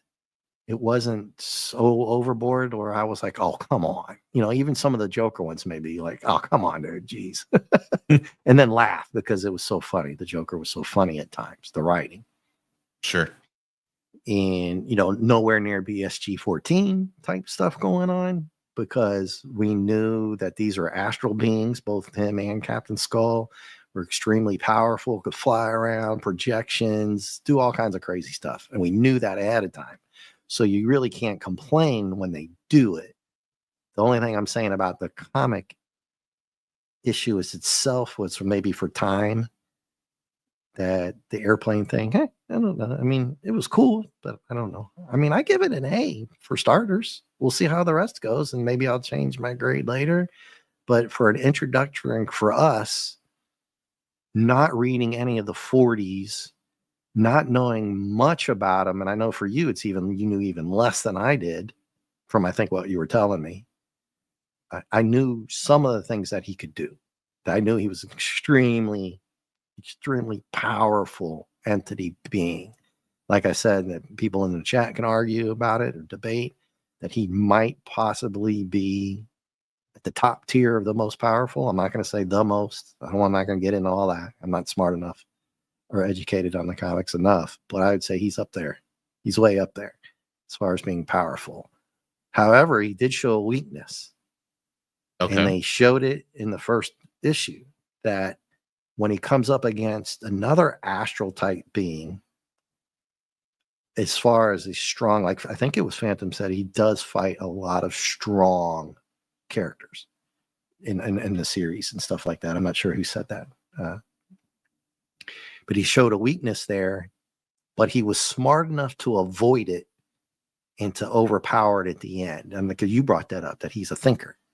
He's thinking about it. Remember the tree and all that? Yeah. And then, and I like the hilarious, funny parts that they throw in, like the swashbuckling. He's the tree down. He just mows it down.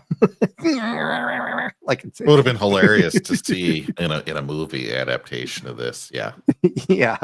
And I was just laughing my ass off when I read that, because I was thinking of, I won't spoil it for tomorrow's Muppet Treasure Island, that there's a scene with Kermit and Tim Curry in there that's just fantastic. But like I said, I won't spoil it, but you can get the idea.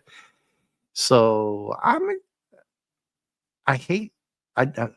don't like giving grades unless I really animated about it. Especially the first one, because I don't want to downgrade or upgrade to say that the next one's even better. So but I'll do it. I'll give it an A. A minus for starters. Yeah. Yeah. Only because I'm being reluctant on how the rest of it's going to go. Because if the next issue is even better, you just give it an A+ and move on, right? It's as high as it goes. So you can just say it's even better than the next one, A++. Like this guy, I'm just going to run until they finally ended it. I mean, Clobby would review episodes of the original series, and it was like every single one was an A, and every single one was a top 10. And I'm only slightly exaggerating. I mean, it was hilarious. Yeah, I think he had 30 episodes in his top 10. So I mean, you could rate it an A and have the next one be twice as good and call it an A, and the next one be 3 times as good and call it an A. That's fine. That's fine.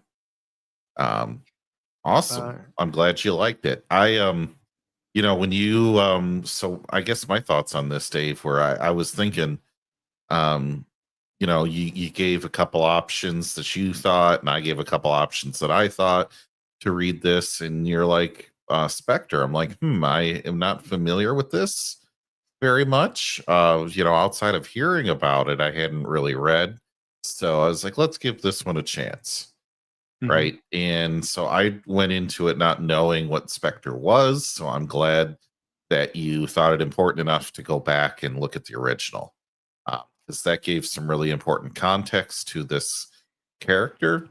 Yes. I thought the art was passable, standard work for the time. So I'm not going to dig on it too bad, but it obviously 10 years later wouldn't hold up. And 10 years earlier, it would have been transformational. So there's a huge change in the quality in art styles. And it's right in the middle for its time. So I'm not going to deduct any points or anything like that for it.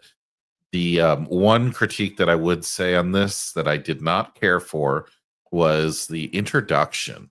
of Spectre with the giant hand. I didn't really care for that. As the very first time that we see him, it just seemed a little too jump in your face strange. It was a little goofy.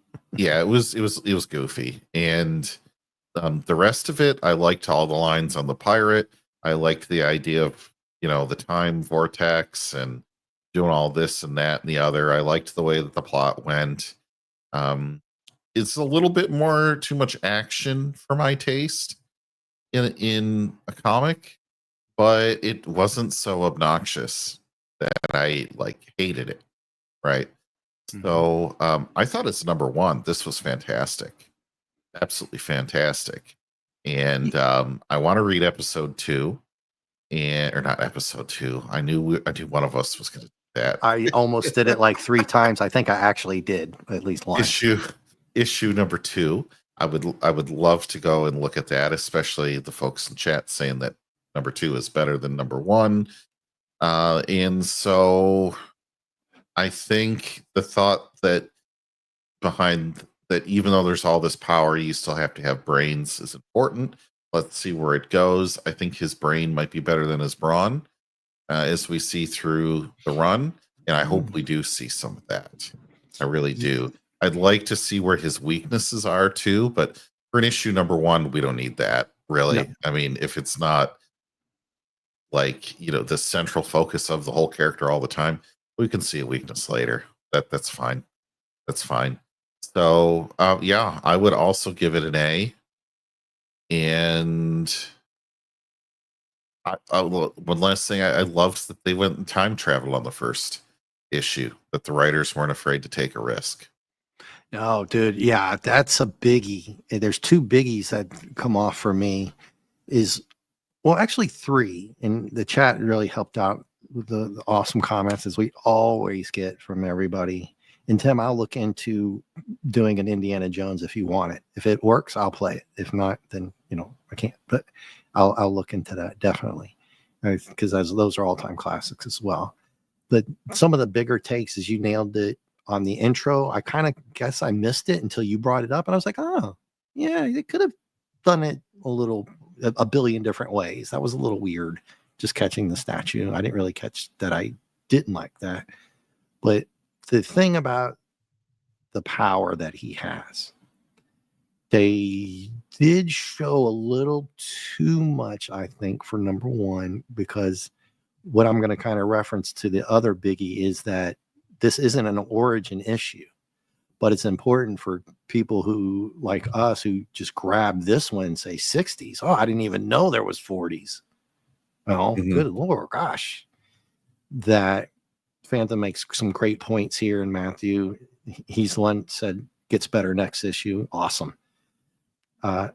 Sparingly, that's the key word that I'm going to pull out on Phantom's comment, is that his only weakness is how much power he wants to use. But they did show a little bit of a weakness when he goes up against somebody who's got that astral projection type stuff too.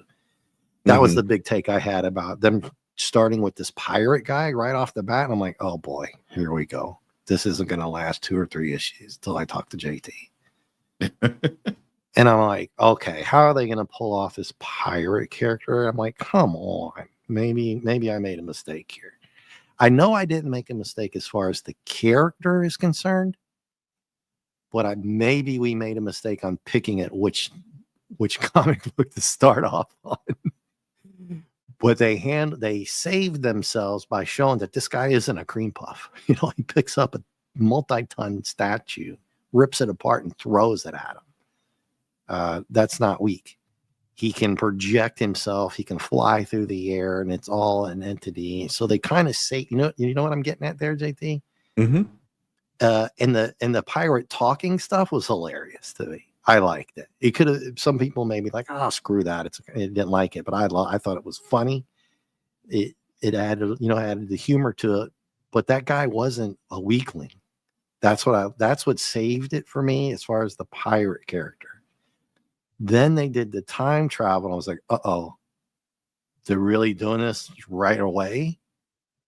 And I was thinking maybe like you were thinking there, we've seen so much of this in our sci-fi lives that they're going to F this up, right? This is going to be bad. But it wasn't. It was kind of funny. They might have gone too far with 4 characters, could have done 3. I don't know, but they made it quick. The last 2 guys are really fast. And how was I going to say this? They didn't linger on too much on it. And I kind of wanted to see a caveman character.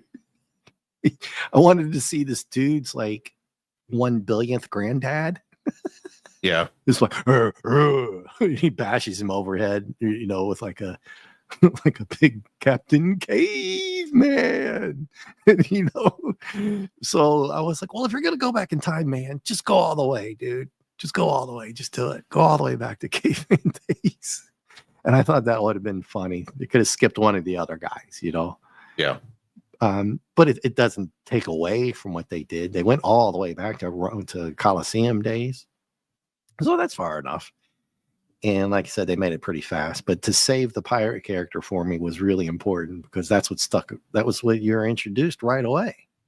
This guy gets, SHOT. He's in the operating room and boom, we get this pirate. Arg.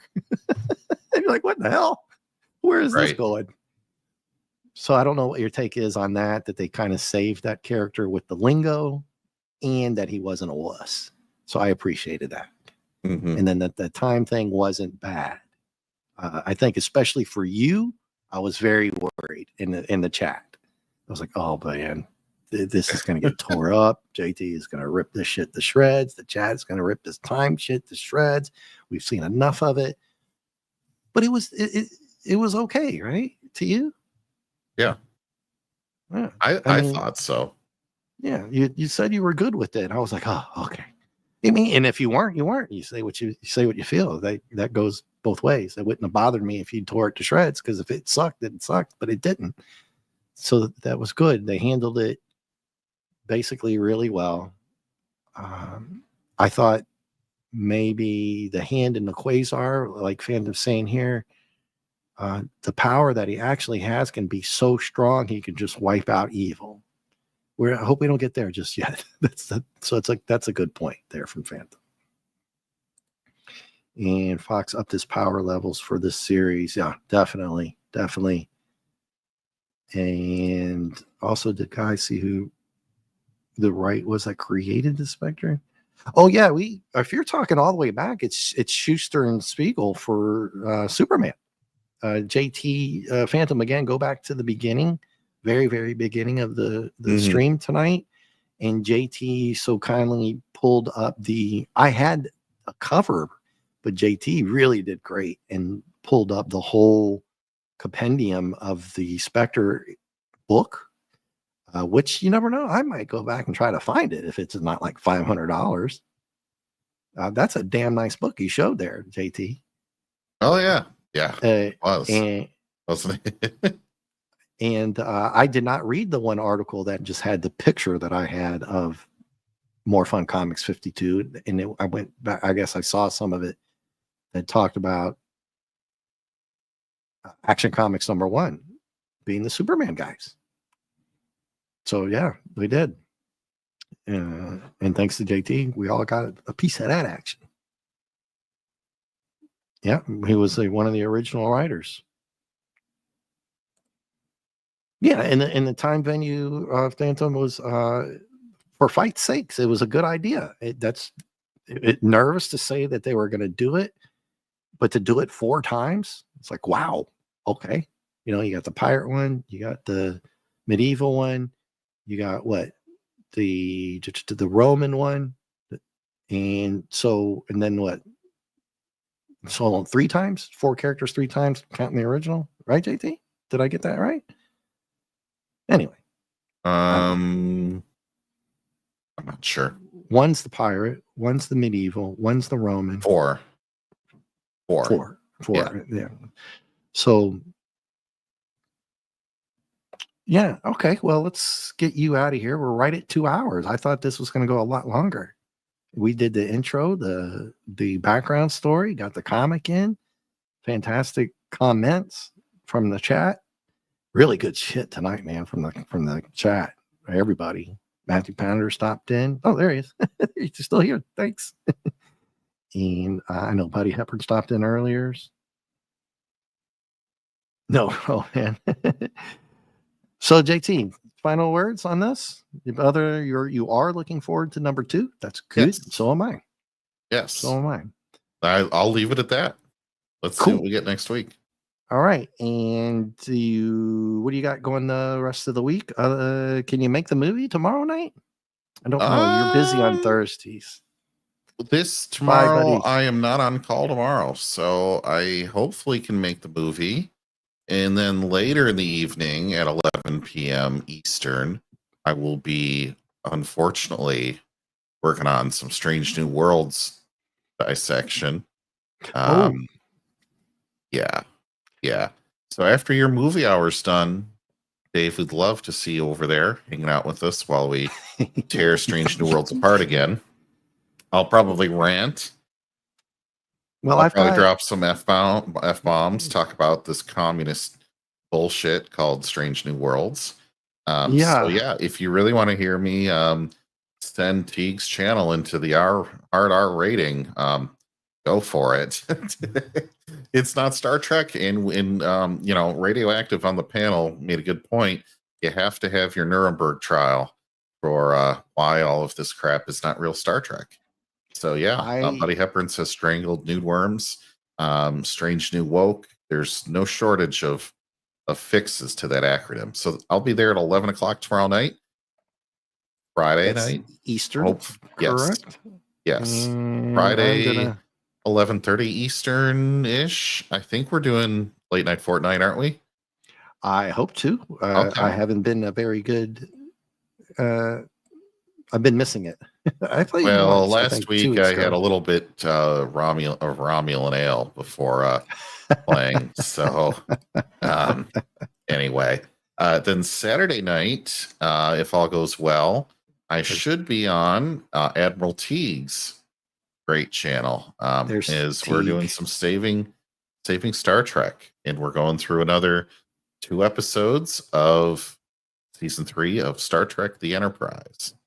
Yeah, so, and there's Teague's channel link. We're having a blast over there, by the way. We recently changed up the format just a little bit. Every week's getting better. We're getting more people every week and more people watching on the rewatch. So if you miss the show, the rewatch is super popular on that thing. So I know it's Labor Day weekend. You got different schedule, probably. That's okay. You can go back and watch it later. Yeah, we'd love to see you on all those events, and you usually pop in too, don't you, Dave? I pop in to say hello sometimes. Try to say it. Like, I actually got Paramount 7-day free trial there, but they suckered me in, and there was a movie I wanted to see, 2 movies, I think. Mm-hmm. And then I did the free 7-day thing. It's like, oh, okay, I'll do it. Check out one of the movies, because they also have I can go back and watch some SpongeBob. And I like Fairly Odd Parents. I love Goofy comics. Goofy cartoons. Even though I go back way back to the 70s, 80s, and love some of my old anime too. But Goofy comics like that, SpongeBob, they've got Mermaid Man and Barnacle Boy in there. So it's good stuff. And who doesn't love Patrick Starfish? And also Landman. Well, the point being, is coming out in November. We may have a show coming up on a channel I'm on that might be covering Landman soon. So, in fact, if you watch 1 episode a week in like 2 weeks of season 1, it'll lead you right into season 2 of Landman, which is a phenomenal show, and that's on Paramount. You know that Strange New Worlds is on Paramount as well. Oh, how could I ever forget? And I thought maybe I'll watch a full episode just for you guys. And then I thought, no, I'm not watching this. You guys watch it. Maybe I'll watch one for you, but it's tomorrow night. So it'd be I could watch it tonight. Which time it comes out tonight at like 4 a.m. Oh, yeah. We'll see. Maybe tomorrow I'll watch it. Yeah. Like I said, you got all day tomorrow. Ugh. I waste enough time. I'm going to waste my time with it. All right. The thing is, you can usually do 2 things at once. watch that show, and then like clip your toenails or balance your checkbook. I mean, just anything else improves the experience over what it is on its own. Yeah. Matthew Powder, don't do that to yourself. No, don't do that. You don't have to watch. You could just watch us yell and scream about it too. That's always a deal.